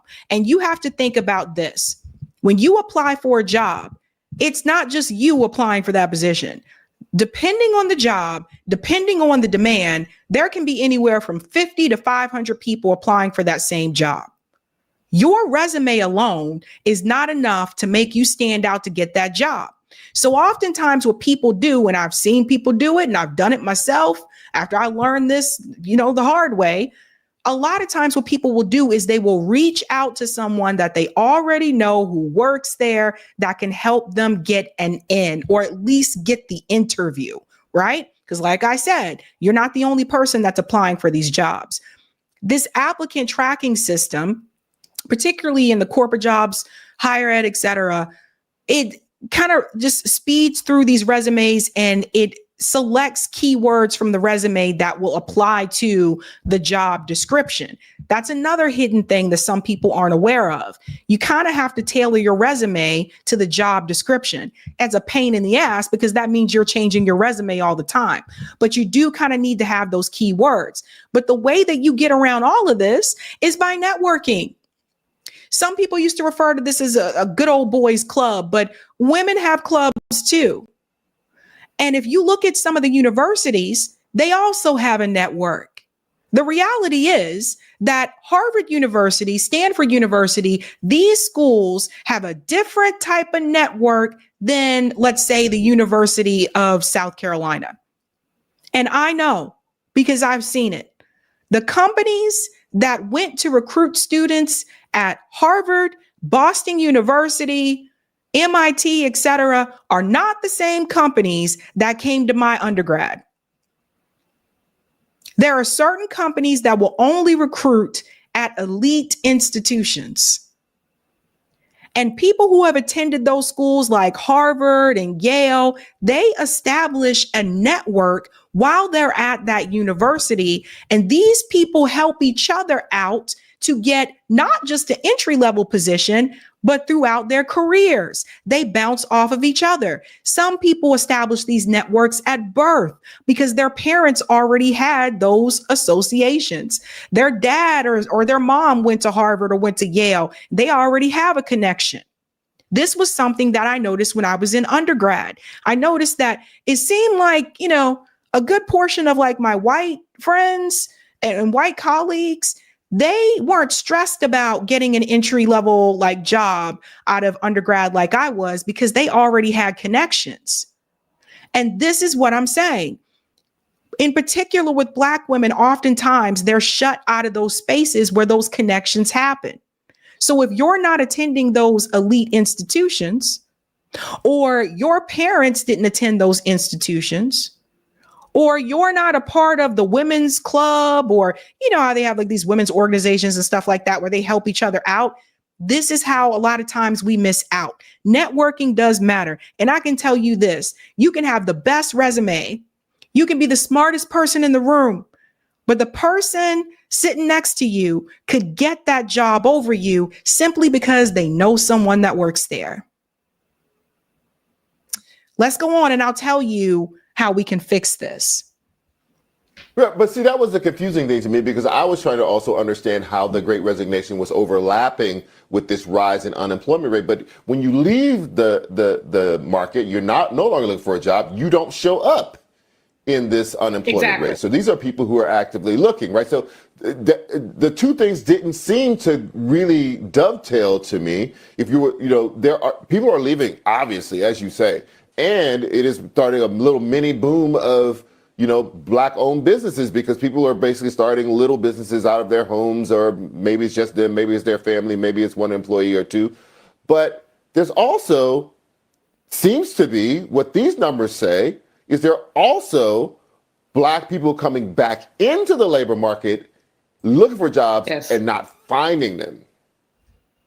No, that's exactly right. That's what's happening. You have a lot of people. First of all, we've known all the economic news. The child tax credit may be going away. This and that may be going away. So there's pressure for people to find work. So they're looking for work because there's pressure for them to find it. They have economic challenges, but the work is not there. You hear about labor shortages, as you say, but these labor shortages are not universal. These labor shortages are shortages basically for those who are favored.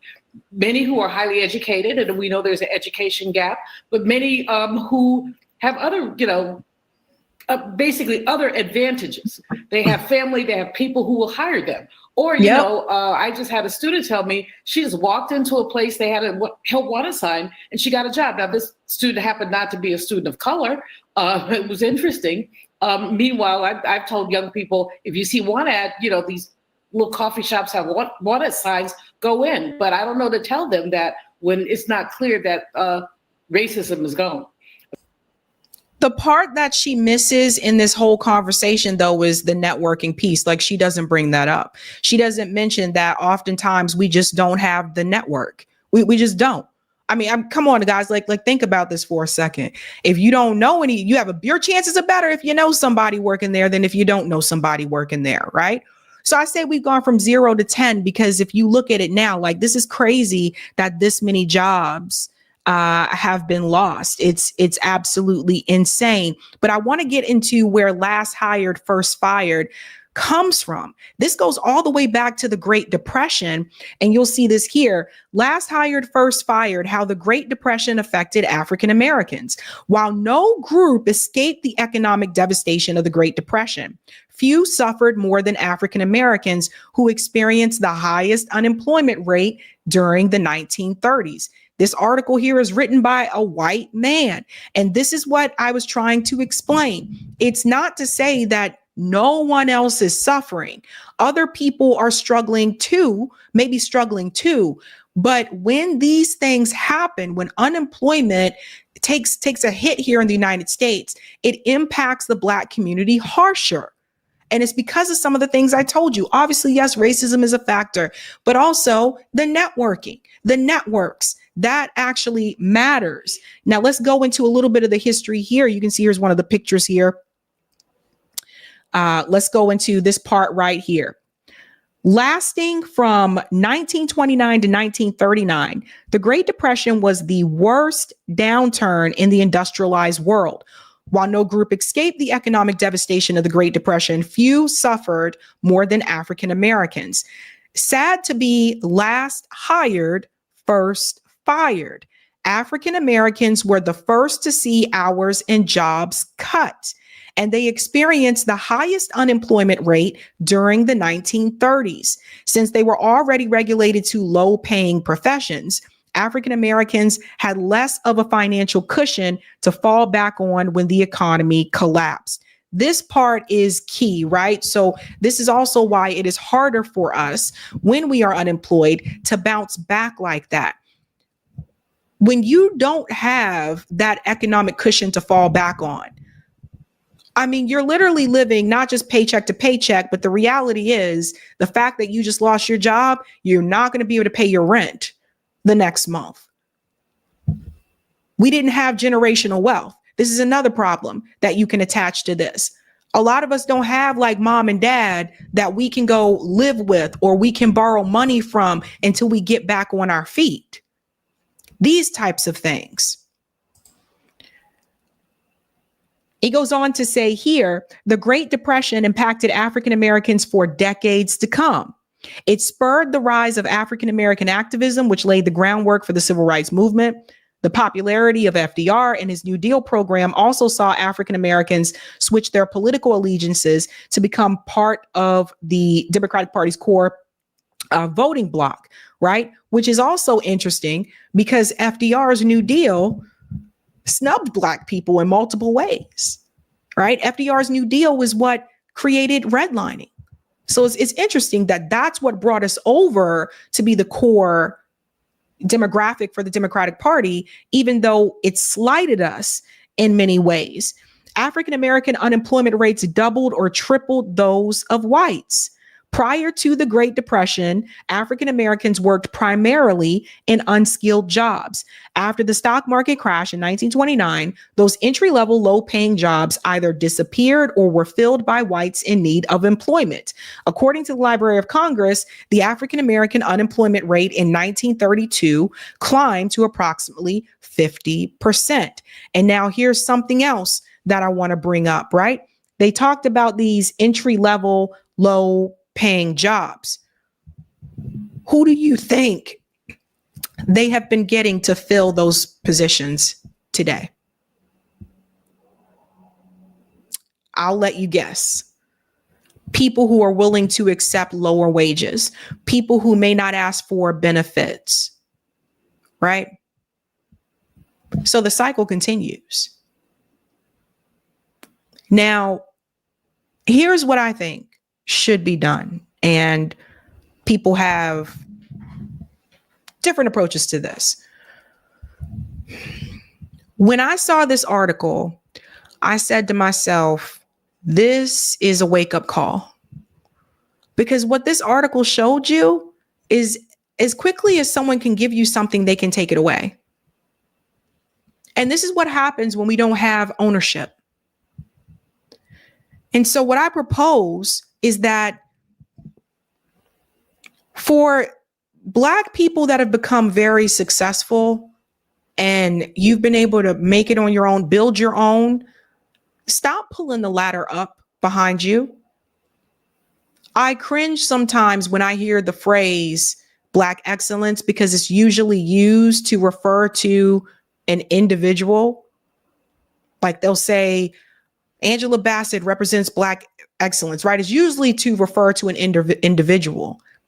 And to me, the promoting of that, like Black excellence, first Black CEO of said company, that's fine. But why isn't everybody else walking up the ladder? Why isn't everybody else in the community walking up the ladder? And that needs to change. Okay, so for people like Jay-Z, I don't want to hear your I grew up in Marcy Project story when you pulled up the ladder behind you. I don't want to hear all that. It's things like that.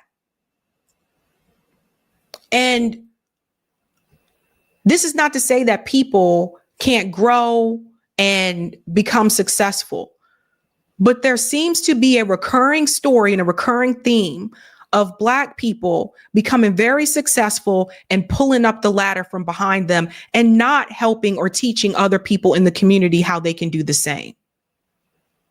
That's one part. Stop pulling the ladder up behind you. The second part is this. We really have to have ownership because it can happen to any one of us. Right now, this conversation is about those federal jobs. And this leads me to worker cooperatives, right? Because with worker co-ops, you at least own a piece of the company. Most of us don't own anything. Most of us don't own the company that we work for. We don't own a piece of the company. We're workers. And that's just how it is for most of us, right? But like I said, as quickly as they can give it, they can take it away. And since you now know that we don't usually have a financial cushion to fall back on, that's really where I feel like the community would come in and be that support. But if the community is also struggling, how are they going to help you? This is why I think, and I heavily promote like Black-owned businesses and people starting and buying from Black-owned businesses. This is why I was so angry about people begging Target to keep their items on the shelves, because once again, as quickly as they can give it, they can take it away. So instead of trying to play ball with Target on their terms and by their demands, as a community, we could have come together and we could have created our own Target. But we can't do that because the people who have the means and the access tend to be the Black excellence types that tend to pull up the ladder behind them and aren't willing to help the community move forward in that way. So there's, I think, different things that need to happen, but ultimately ownership is a big part of it. If we all had worker co-ops and we all owned a piece of the company, we wouldn't have to worry about this. And I think more of that needs to be taught. And I think this is one of the problems I had with my previous position at BU that I said before I left. We're just teaching these kids how to go work for someone else. That's what I said to the associate dean. We're not teaching them how to own. We're not teaching them like how to have a worker co-op. We're not teaching them to go out and transform the world. We were just teaching them how to do said activity to go work for said company. And it got old. And I think that needs to change. And I think that needs to start in K through 12. I don't think this needs to start in undergrad because not everybody can go to college. I think in K through 12, it needs to be taught. We need to teach kids how to start a worker co-op. We need to teach and inspire kids to be owners instead of worker bees. That's my take on that. And I just think, like I said, it has to start when you're young It has to start when you're young. And for those of you who did make a lot of money and you pulled that ladder up from behind you, I'm sure you're living large.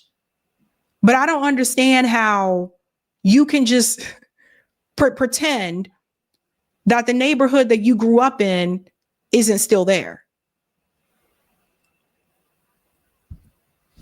From 0 to 10, folks, from 0 to 10. Let's go to some of the comments here in the chat. The Oracle, thank you. White women who have been the biggest beneficiaries of affirmative action and DEI have been getting corporate jobs and independent contractor gigs, not necessarily government jobs. There you go. Brand Slayer says, I live in LA, so you better be networking and getting to it or you will be left out. That's nobody's fault but your own. And in some places, it helps you greatly if you're bilingual. In some places, they want to know, can you speak another language? Nightwolf said, it's who you know, which has been the problem for decades in America. New York Varsity says, while fonting on your resume helps, you can put keywords on your resume that are not written in your resume. Thank you, Diamond, for the super chat. This system was created by high-ranking members of the occult, the founding fathers. This is all by design for Great Britain. Thank you, William.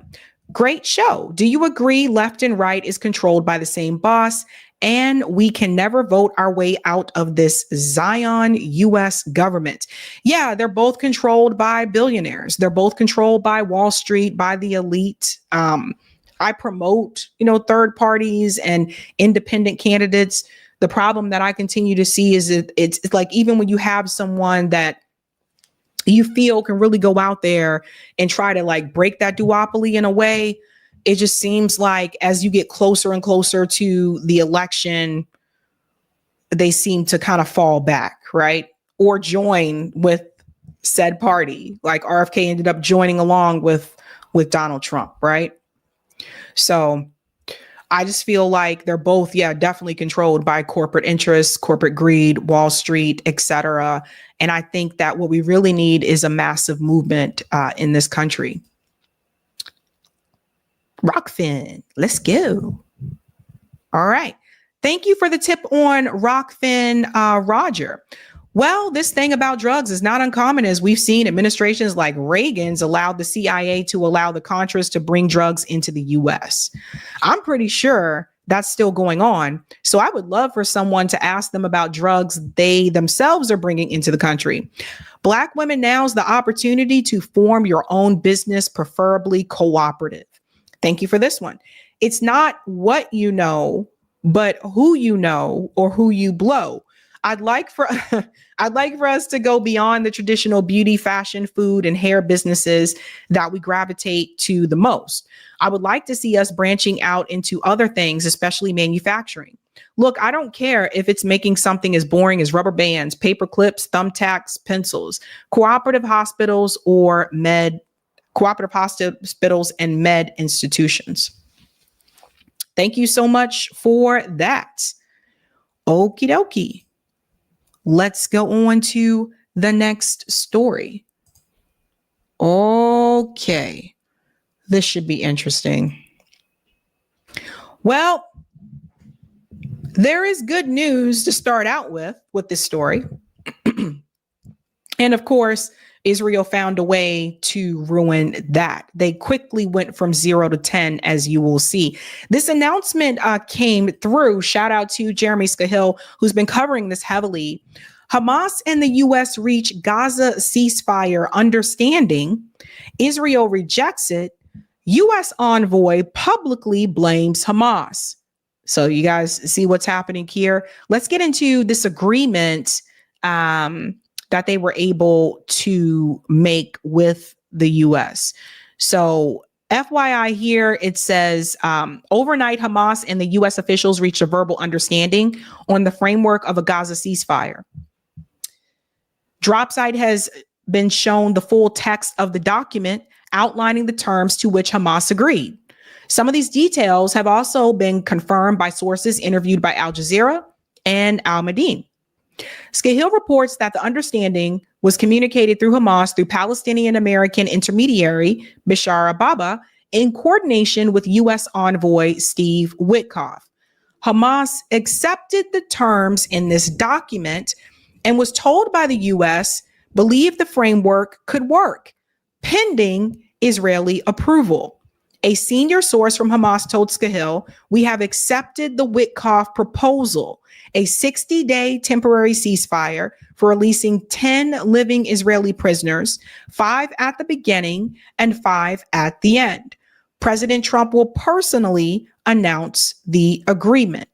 Okay, so it sounded as though things were moving in a positive direction, where the U.S. and Hamas, who they have been communicating without Israel, that pisses Israel off, but they have been communicating without Israel via Steve Witkoff. And it seems like they reached an agreement here. But of course, Israel has to respond by rejecting the agreement. Because as we continue to say, it's not about the hostages.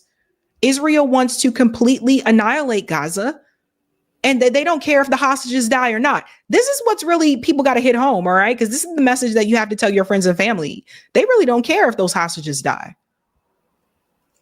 Here is, again, another agreement where they're agreeing to release 10 Israeli hostages, right? So here is Dr. Bashar Ababa. When we discussed the two-state solution as the only solution to peace, President Trump's response was 100%. So here's Trump, here's Dr. Baba, and there's J.D. Vance. So let's go on here. But before the deal could advance, Israeli officials rushed to the media to kill it. Soon after, Witkoff publicly accused Hamas of misrepresenting the proposal, directly contradicting what sources told DropSite had been agreed to in private discussions. The negotiations are ongoing. So does everybody see how Israel basically used the press to their advantage just to make sure, like, no. They had an agreement. We're going to jump forward. We're going to get the attention of the press, and we're going to make sure that we stop all of that. This is the game that Israel has been playing. What Hamas believed it had secured, this is important, the 13-point document shown to DropSite based on Hamas' direct talks with the U.S. through Bashar Ababa, a 70-day ceasefire, the release of 10 Israeli captives in 2 batches. They would also release the bodies of 16 deceased captives. Hamas said it needed a 2-week window to locate all burial sites. So this also shows you again that some of the hostages have died. A personal public guarantee from Trump committing to the ceasefire and the pullback of Israeli forces to their March 2 positions. The resumption of unrestricted aid, including food, fuel, medicine, housing materials, and construction equipment. A cessation of all military operations, including surveillance activities. A cessation of all armed activities by Palestinian resistance groups.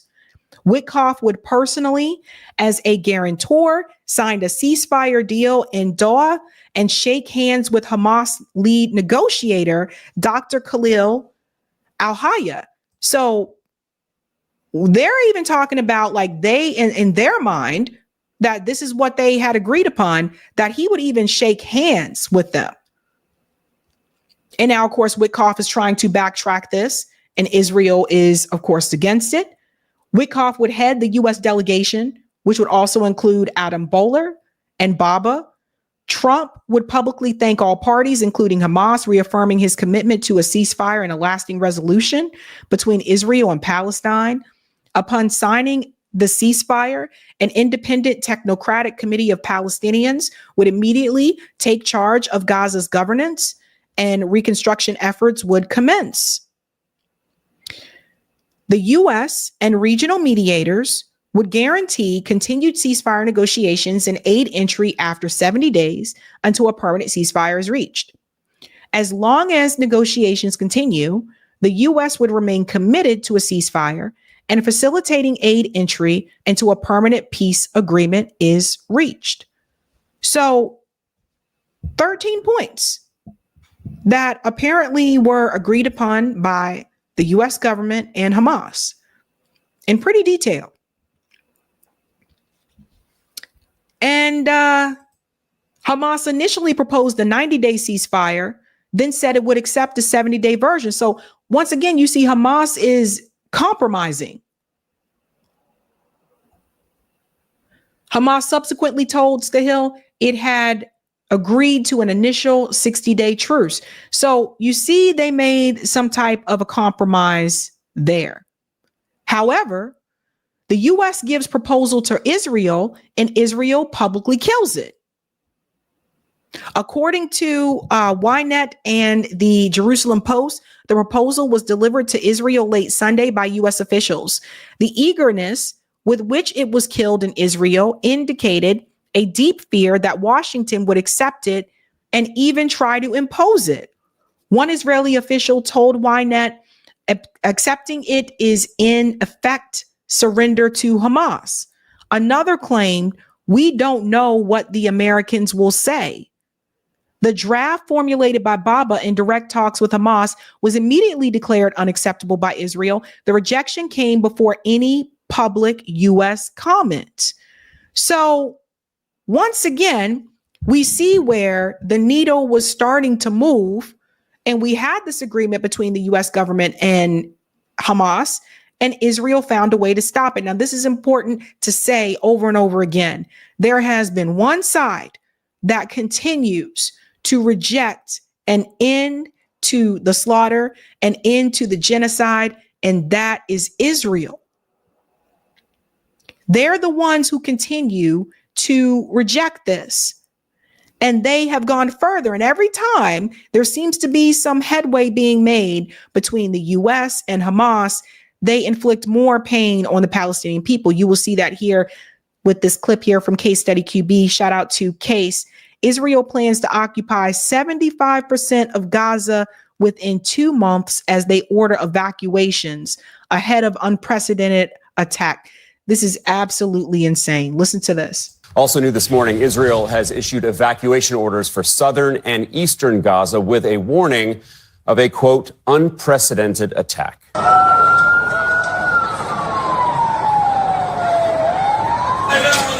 It comes after deadly strikes overnight yet again, including on this school where 20 Palestinians were reportedly killed. An Israeli military official telling CNN that Israel now plans to occupy 75% of Gaza within 2 months. Let's get straight to CNN.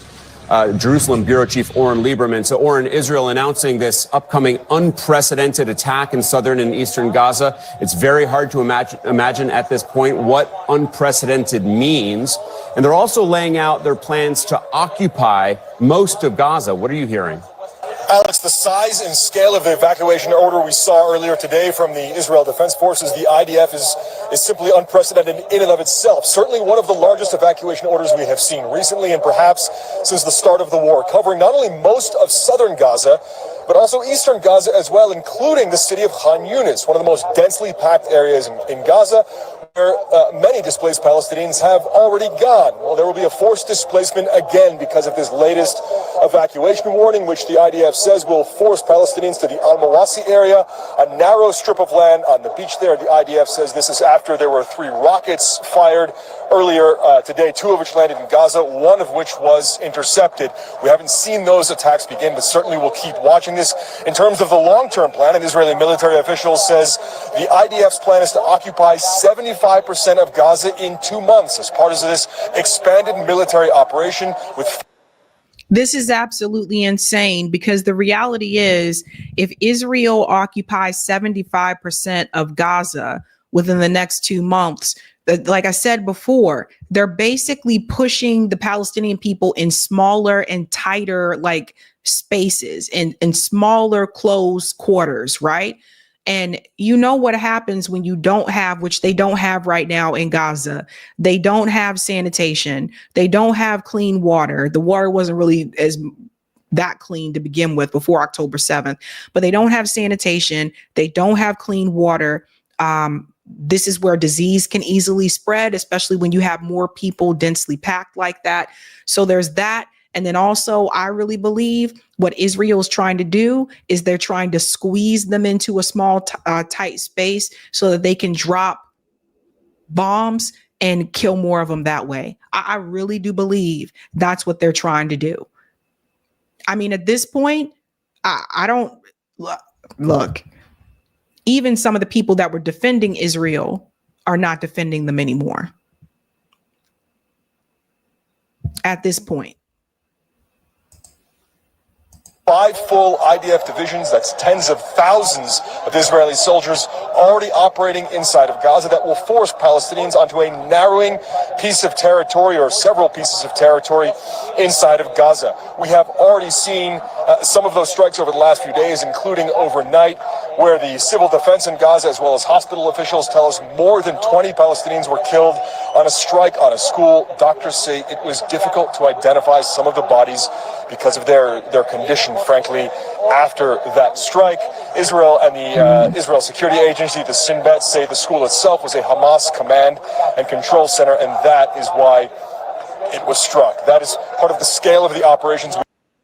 So do you see what they're doing? Once again, they're using the same excuse that it was a Hamas command and control center. They can just say that. They don't have to prove that because no one is making Israel prove anything. This is absolutely, it's insane. It's insane. It's ridiculous. And here's something else that they're doing too, you guys. Like, how low can you go? In a barbaric display of sadism, Israelis filmed themselves having a barbecue and eating delicious food not far from the Gaza border, where nearly 2.4 million Palestinians are being starved to death. Who does this? Look, you'll see the gate here.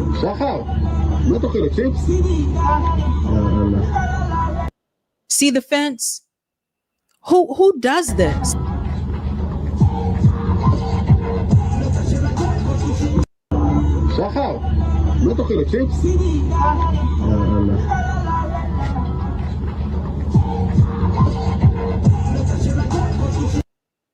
Like, I've never seen so much evil. Like, it's absolutely sick. They're taunting the people who are starving because they know they're going to smell the food. It's gross. That being said, something is happening in the West against Israel. Spain is pushing back on Israel, and they're trying to get other countries to join with them. This is a big one. I didn't expect this from Spain of all the countries. Spain called on the international community to consider sanctions against Israel as it hosted foreign ministers from 20 European and Arab nations in Madrid to push for an end to the Gaza war and to revive the two-state solution. Check this out. It's been a year since this gathering was first held. Now the number of countries attending is increasing. Ministers of Foreign Affairs from the EU and the Middle East joining an expanding coalition to put pressure on Israel to end the war in Gaza. In this terrible moment, in this humanitarian catastrophe in Gaza, we aim at two things. First, to stop this war from Israel in Gaza and to break the blockade of humanitarian assistance that must go in unimpeded. And secondly, because we want to create momentum towards June 17th, that conference in UN, in order for everyone that has still not done it to recognize the state of Palestine. So Spain wants to recognize also the state of Palestine. So you guys are starting to see that even some of Israel's allies are had enough. Like, people are like, this is just absolutely ridiculous how far that Israel has decided to take this. And yes, they are occupying power. Yes, they are an oppressive power. And you cannot occupy people and oppress people for all these years and expect the people not to push back against it at some point. And, you know, that's the part, of course, Israel does not want to get into. They believe that they are owed the land because of biblical text or whatever. A lot of the people there are settlers. Benjamin Netanyahu, last I checked, was from Philadelphia, and that's not even his name. I believe you pronounce his last name Melowski or whatever. That's not even his name. So they move there, they settle, they change their name to make it seem like they are native or indigenous to the land, and they're not. I mean, it just, to me, it's insane. But kudos to Spain for pushing back in this way. Not done it to recognize the state of Palestine. Last year, Slovenia, Norway, Ireland, and Spain recognized Palestine. More recognitions are expected in the upcoming months. We need the recognition of Palestine. We need this war to end. We need the respect of international law, the respect of humanitarian law, and stop killing innocent civilians. What we are facing in Gaza is horrific. The EU has warned it may suspend its trade deal with Israel if it fails to allow aid into Gaza and end the war. But Egypt's foreign minister says there is no end in sight. Fortunately, there is a lack of political will from the Israeli side. This is the main problem, and we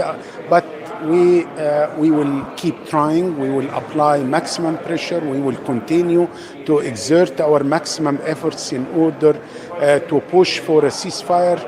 The gathering is also discussing ways to support the Palestinian Authority and finance the eventual reconstruction of Gaza. We hope that the Israeli government would listen to our demands for bringing in food, to stop famine, stop genocide. Many countries around the world see what's happening and they clearly disapprove it. Spain. So let me just say something here. First and foremost, pushing Israel to stop the genocide and to have a permanent ceasefire is like pushing the Democratic Party to actually serve the people and not their donors and abandon their donors. I don't think it's likely. I don't think it's going to happen. Right? So what should happen? As I told you before, seems like to me the only thing people really understand is money.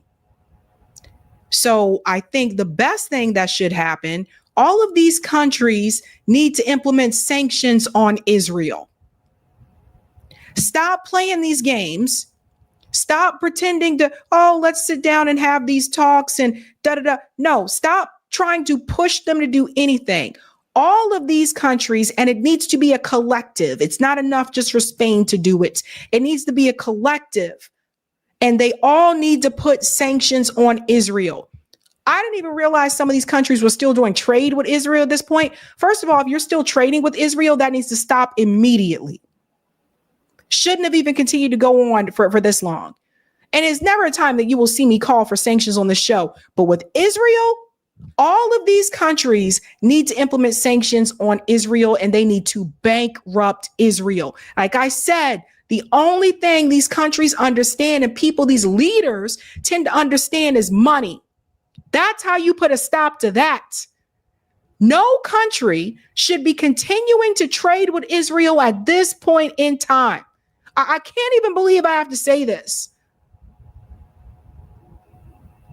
After all this time, why keep their economy going when they're committing a genocide against these people? And that's how you stop. You want to know how you stop them? That's how. You have to bankrupt them. It's the same thing I said here in the US. People are like, how do we stop this stuff? Sue people. You're going to have to sue. So I appreciate that Spain is pushing back, but all of those countries that are there with Spain need to implement sanctions on Israel, and they should have done so a year ago. Is pushing for a tougher approach. Many countries are discussing possible sanctions and arms sales restrictions if Israeli Prime Minister Benjamin Netanyahu rejects growing calls for an end to the suffering of civilians in Gaza. For now, the EU, the UK and their allies in the Middle East want to see an immediate end to the war in Gaza. They also hope to rally more support for the two-state solution as the best possible way to end the conflict. Hashim Ahbar, Al Jazeera, Madrid. So here's the problem, right? And this is why I say you have to punish Israel, because if you don't, even all this talk about a two-state solution, most people, I would say, in the Arab community know that that was a lost cause. The best chance for that was years ago. But let's go forward with this fantasy. And let's say that they do establish a two-state solution. What is stopping Israel from attacking Gaza again? Because if people think that if Gaza becomes, if all of a sudden there's a Palestinian state, that Israel will not attack them anymore, you're dreaming. There's nothing stopping them from doing it, because Israel hasn't been held accountable. And one of the ways that you can hold them accountable is by sanctions. The two-state solution isn't going to happen because Israel won't let it happen. They won't let it happen. Benjamin Netanyahu's been very clear about this, because when you establish a Palestinian state, that means that, guess what? The state of Palestine will also get a military. And that is not what Israel wants. So I want us to change the way we talk about this a little bit. I want us to change the narrative a little bit, right? When you hear people speak in this way to make it seem as though a two-state solution would solve all of this, guys, that is not true. There is nothing stopping Israel from attacking even a Palestinian state. And don't give me the international law. Don't give me the whole, but international law. Don't even come at me with that, because a lot of the things that Israel has been doing is against international law, and they haven't been punished for it. The West is coming and they've saved their ass every time. Even to the point where they put sanctions on the ICC instead of putting sanctions on Israel.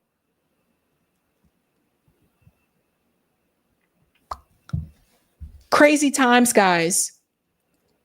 Let's go to part 2 of Type VNC, Eric. Let's go to some of the comments here.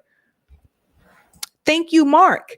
Demand 1, fix big money in politics and government. Ding, ding, ding, ding. Bingo. Thank you, Pat.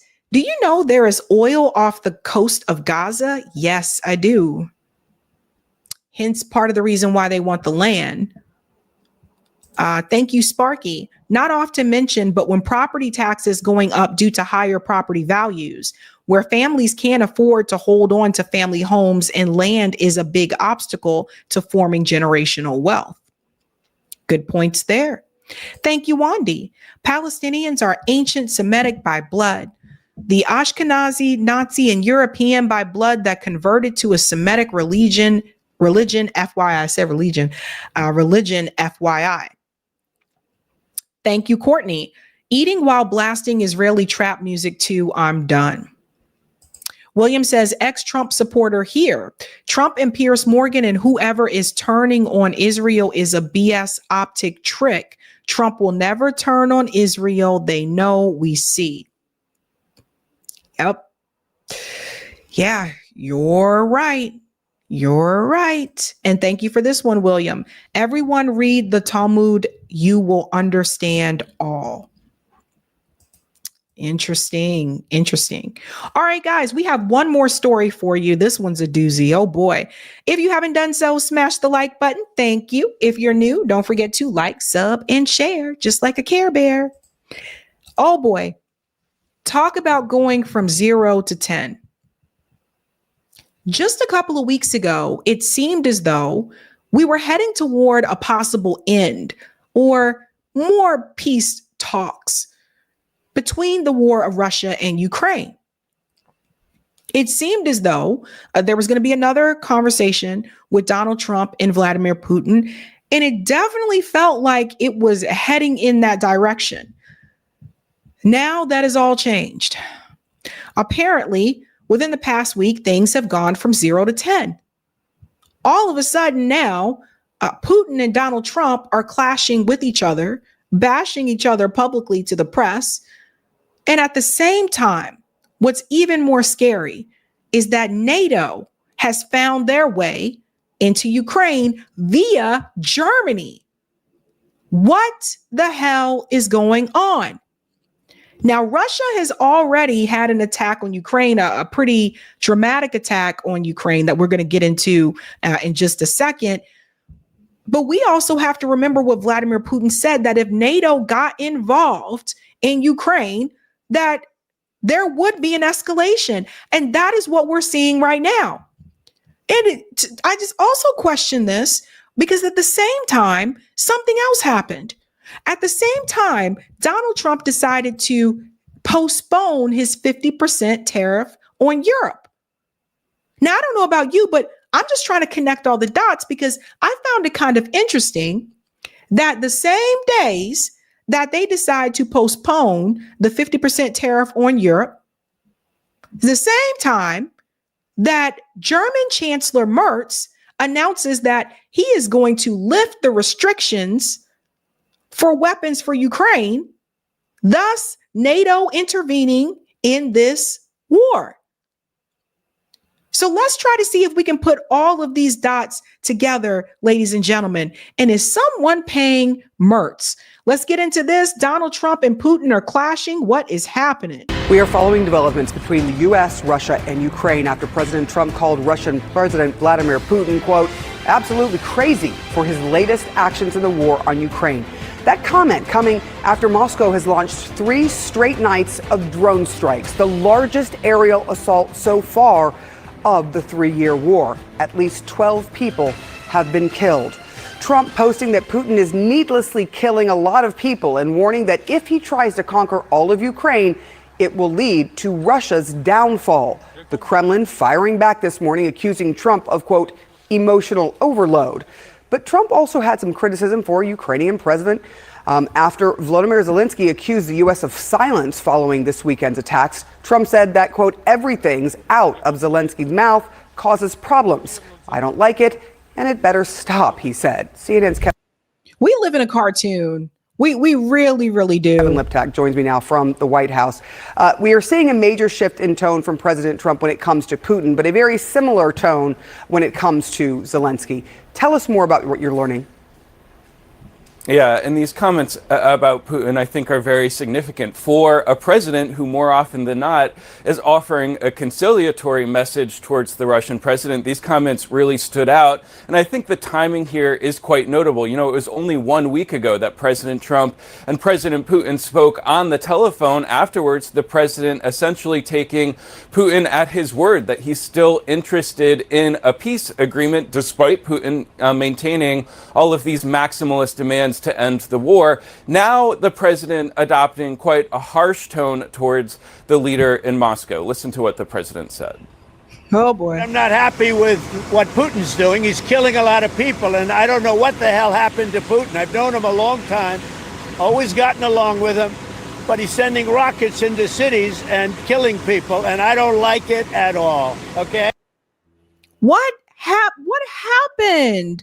What happened? I may have to reach out to Mark Sloboda. I haven't had Mark Sloboda on in a while. I may have to bring him back on to ask how the hell just a couple days ago, actually right before Memorial Weekend, and I think a lot of us were kind of on break over the weekend or hanging out with family or friends or whatever, there was supposed to be a conversation, a talk between Donald Trump and Vladimir Putin, and it seemed like it was heading in a positive direction. Now, all of a sudden, like, what happened again, right? So I feel like Putin has been very clear about what he will not accept. And the US government and now Germany apparently are trying to continue to poke this bear. And I don't think this is a bear that you need to poke. They've been very clear about what the terms are. At one point, Donald Trump, that Russia will get Crimea back, that they will get Crimea, that they're owed Crimea. And then somehow we went from Russia will get Crimea, we're going to have a phone conversation, to Russia attacking Ukraine, Germany getting involved. Like it's a giant mess, something that could have been resolved months ago. I question the timing of this. I feel like Germany stepped in right at the time where they knew it would be primed for escalation. So I got some questions for German Chancellor Merz. Who's paying him off? Who slid him money under the table? Why would you do that knowing that Donald Trump said we're about to sit down and have a talk with Vladimir Putin? The timing to me is just weird. It's almost as if they want us to have World War III. Let's continue. Jesus. We're in the middle of talking and he's shooting rockets into Kiev and other cities. I don't like it at all. Now, this notion that Putin has changed somehow, that the man that Trump is dealing with today is not the same man he was dealing with in his first term, is something that European leaders have been warning Trump about really for months, but so long he hadn't necessarily been internalizing that point of view. Now, I think the question is how Trump moves forward. You know, there is not a lot of evidence that Putin really cares what Trump or any other world leader thinks or is saying about him. The question is all about action. Does, for example, the president apply new sanctions on Russia? He said yesterday that absolutely he was willing to do that, but he has also been saying for months that this is on the table, but so far he's stopped short of putting any new measures onto Moscow. There's also a question of what's left to sanction in Russia that could potentially have any effect on this war. There's also a question of whether President Trump will send new military assistance to Ukraine. You know, he has not approved any new military assistance packages to Ukraine since taking office. He hasn't spent the roughly $4 billion that remains of what Congress has authorized. Based on his comments yesterday about Zelensky, it's not clear that he's willing to go that route. Or this third option, which I think is perhaps more likely based on what the president's saying, does he continue to try and absolve himself of any responsibility for trying to end this conflict? He did suggest after that phone call with Putin that it would be up to Putin and Zelensky to come up with any solution. And he said last night that this is a war that is Zelensky, Putin's, and Biden's wars, not Trump's, and that he was only helping to put out the big and ugly fires. Sarah. Well, it's your war now. It may not have started under Donald Trump's presidency, but we still have to remember, if you go back to his first term, he did give Ukraine weapons as well. In fact, he bragged about this, that he gave them more weapons than, or bigger weapons than Barack Obama did. I mean, everybody's hands are dirty. They're all dirty with this particular thing. And we all know when we talk that Ukraine, they can't beat Russia. Let's keep it real, okay? So for all the people who are trying to persuade you that they can, this is just a lie. We all know this, and we know how dangerous this can be if this continues to escalate. The other thing that I want to bring up that is I find interesting, I've been looking around and I've noticed I don't see that many more Ukraine flags anymore.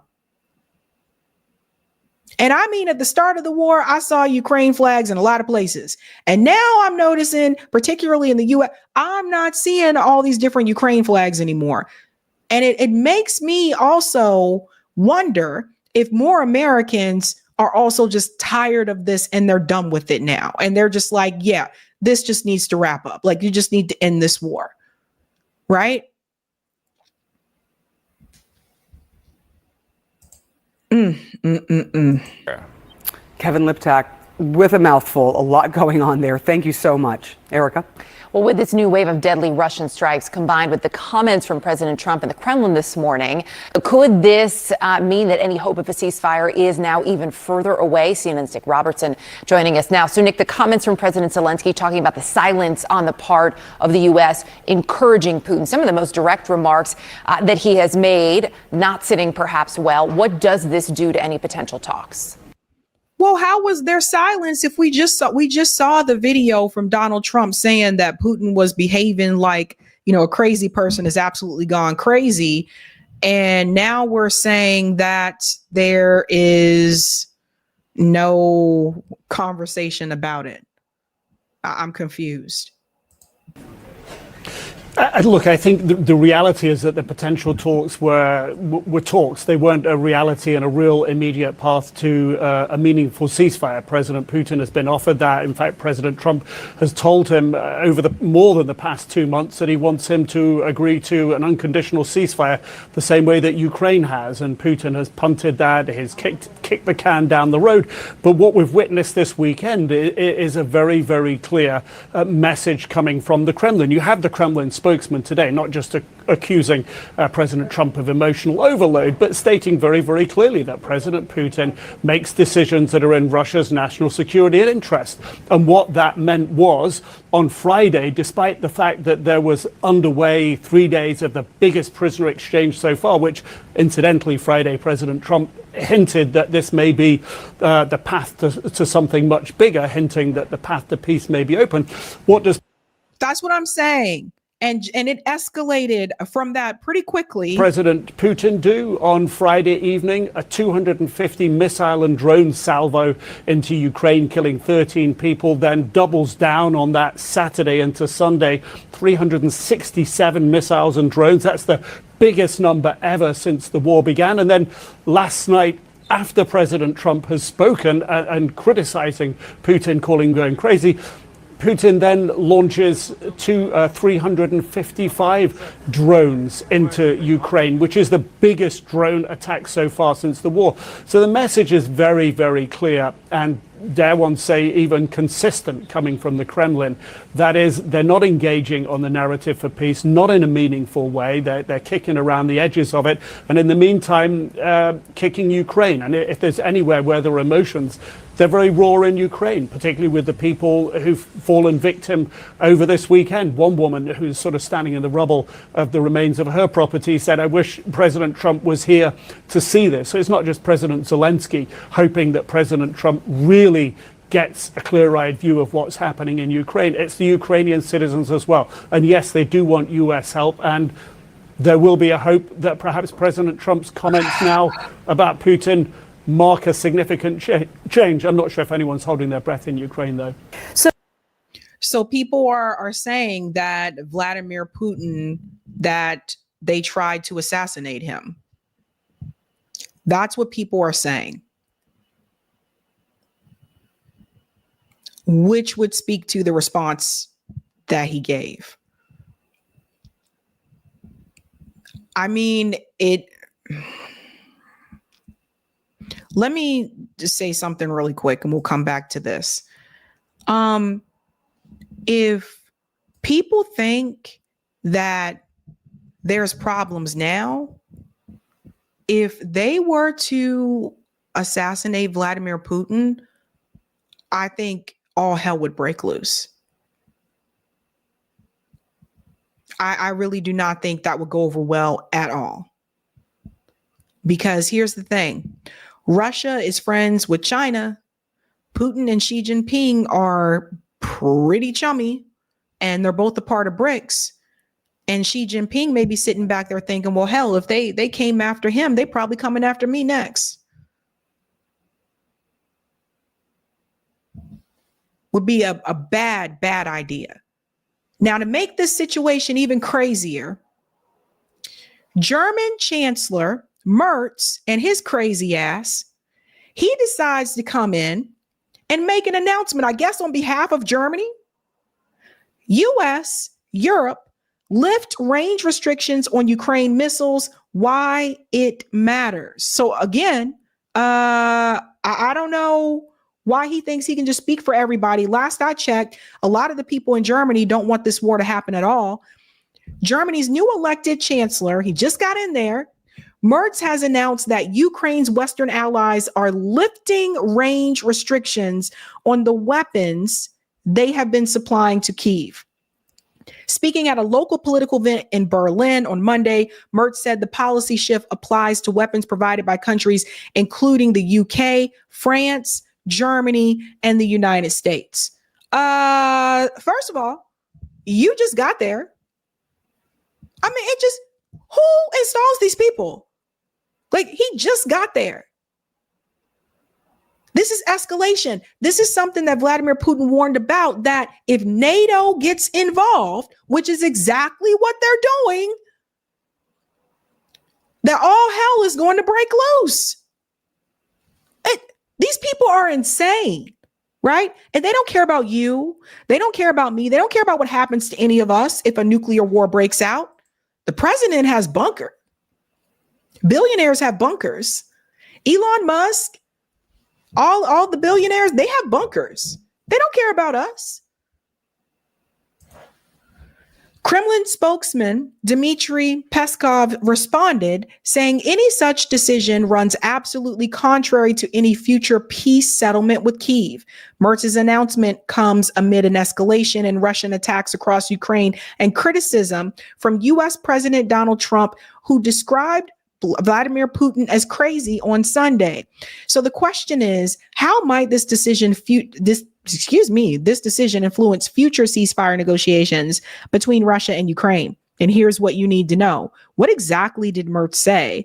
Speaking at the forum organized by public broadcaster WDR, the German chancellor said there were no longer any range restrictions for weapons that have been delivered to Ukraine, neither by the British, nor by the French, nor by us, and not by the Americans either. So in that perspective, according to Merz, that means the U.S. is also complicit in this.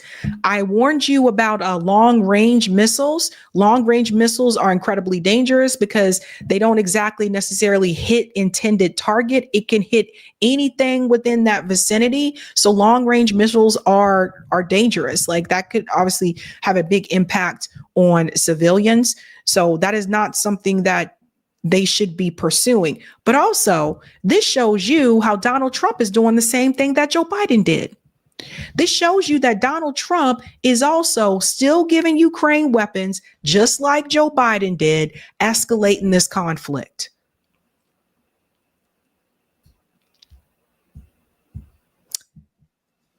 Make sure you answer that poll question when you get a chance.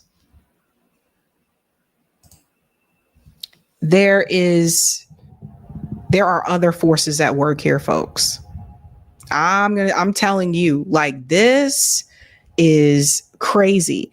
That means that Ukraine can also defend itself by for example, attacking military positions in Russia. Until a while ago, it couldn't, it can now. We call this long range fire in jargon, also supplying Ukraine with weapons that attack military targets in the hinterland. So Merz basically spilled the beans here, I guess, to let everybody know that he's not going to go down by himself. So he's letting everybody know that the United States is also in on this. So now you have NATO getting involved, which is exactly what Putin warned about. They want this to escalate, guys. Guys, I'm not joking. I didn't believe it at first, but I'm really starting to believe they want World War III.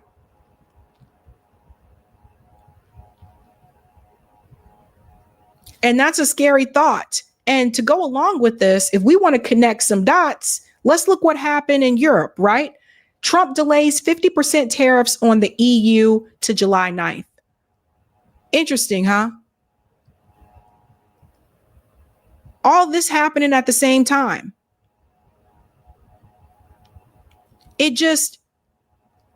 Trump agreed to delay imposing a 50% tariff on European goods until July 9th. I agreed to the extension July 9th, 2025. It was my privilege to do so, Trump wrote on Truth Social. So what? We're going to put the pieces together. The delay of the European tariffs, which I don't approve of tariffs, period, but the delay of the European tariffs, Germany no longer limiting restrictions for weapons to Ukraine. And now it just,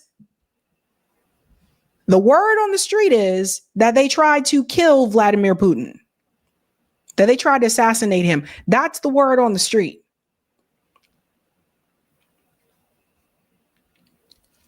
It's almost as if, let's delay the tariffs until July 9th while we're giving Ukraine unlimited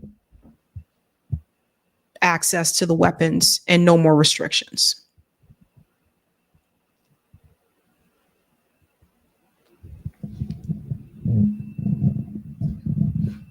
It is really, really bizarre to me And look, I'm not European. I've lived in Europe. And I'll tell you this, if it were me, I honestly would pull back at this point and say, you know what? The US, you're on your own with this one. No way. Like if I was one of these other countries, I would say you're on your own with this one. You poke this bear, you got to deal with this on your own. I'm not joining you in this fight. Also, this is one of the issues with NATO. Because as long as you have NATO, you're always going to have these wars. I don't know, you guys. We have to pay attention to this. We're going to have to pay attention. Well, I'm going to have to pay attention to what happens between Russia and Ukraine in the next couple of weeks. Let's go to that poll. Can we see that poll? Because I asked you guys, will the Russia-Ukraine war end this year? We have 16,000. Oh, it keeps going up and down. That's funny. 1,615 votes. Will the Russia-Ukraine war end this year? 21% said yes. 36% said no. 24% said I doubt it. And 19% said I have no idea. This is different from when I did this poll earlier this year. More people say no this time. Like the majority now say no. And earlier this year, it was the other way around. The majority said yes. 0 to 10. Let's go to some of the comments here, folks, and then we'll head on out, okay? Casey said, Norm Macdonald was right. He said, I'd keep an eye on Germany. 2 world wars now. Oh, Norm Macdonald. Tia said, start learning Russian people. Make sure that you can say they went that way. That should be a t-shirt, Tia. They went that way. Mario said, and why are they acting as if the war just started? Alexis, maybe have the Duran on to discuss. Mark Sloboda, also good. I have to figure out how to contact the Duran. I don't even know how to get in contact with them, but I'll look into that. Thank you, William. The goal is order out of chaos on the world stage. Yeah, it's like they believe that out of chaos, there will be order that is established. That the only way to getting this unified peace and order is after chaos. Thank you, One Box. Missiles that carry missiles, allowing other missiles to project further. And thank you, JJ. Sabby, what's up? Hey! You got the muscle there? That's right.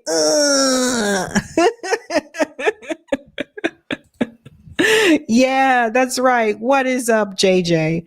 And I think we have a comment on Rumble. Let's get to the Rumble rant. Hey. All right. Thank you, Goo81. Love how killing 3 civilians, according to Trump, makes Putin a crazy man, but BB bombing civilians, killing 100 plus a day and internationally starving people, that is not crazy. Hypocritical cartoon show. I know, I really feel like we live in a cartoon. Thank you for this one as well. So much for the people must stop dying. And thank you for this one. Ukraine are hitting civilian targets of Russia and tried to assassinate Putin. How do you expect Russia will respond?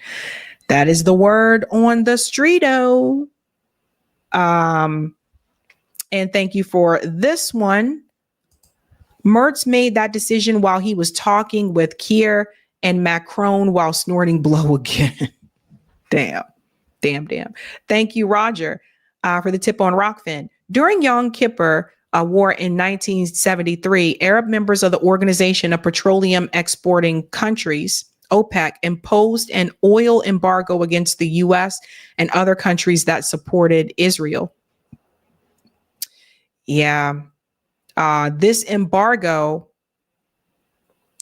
I don't know why it's showing the comments on the stage. I don't like it to do that. I don't know why it's doing that. This embargo, a significant event in history, was a political move to pressure Western nations to reconsider their support for Israel during the conflict. You got to move away from oil, huh?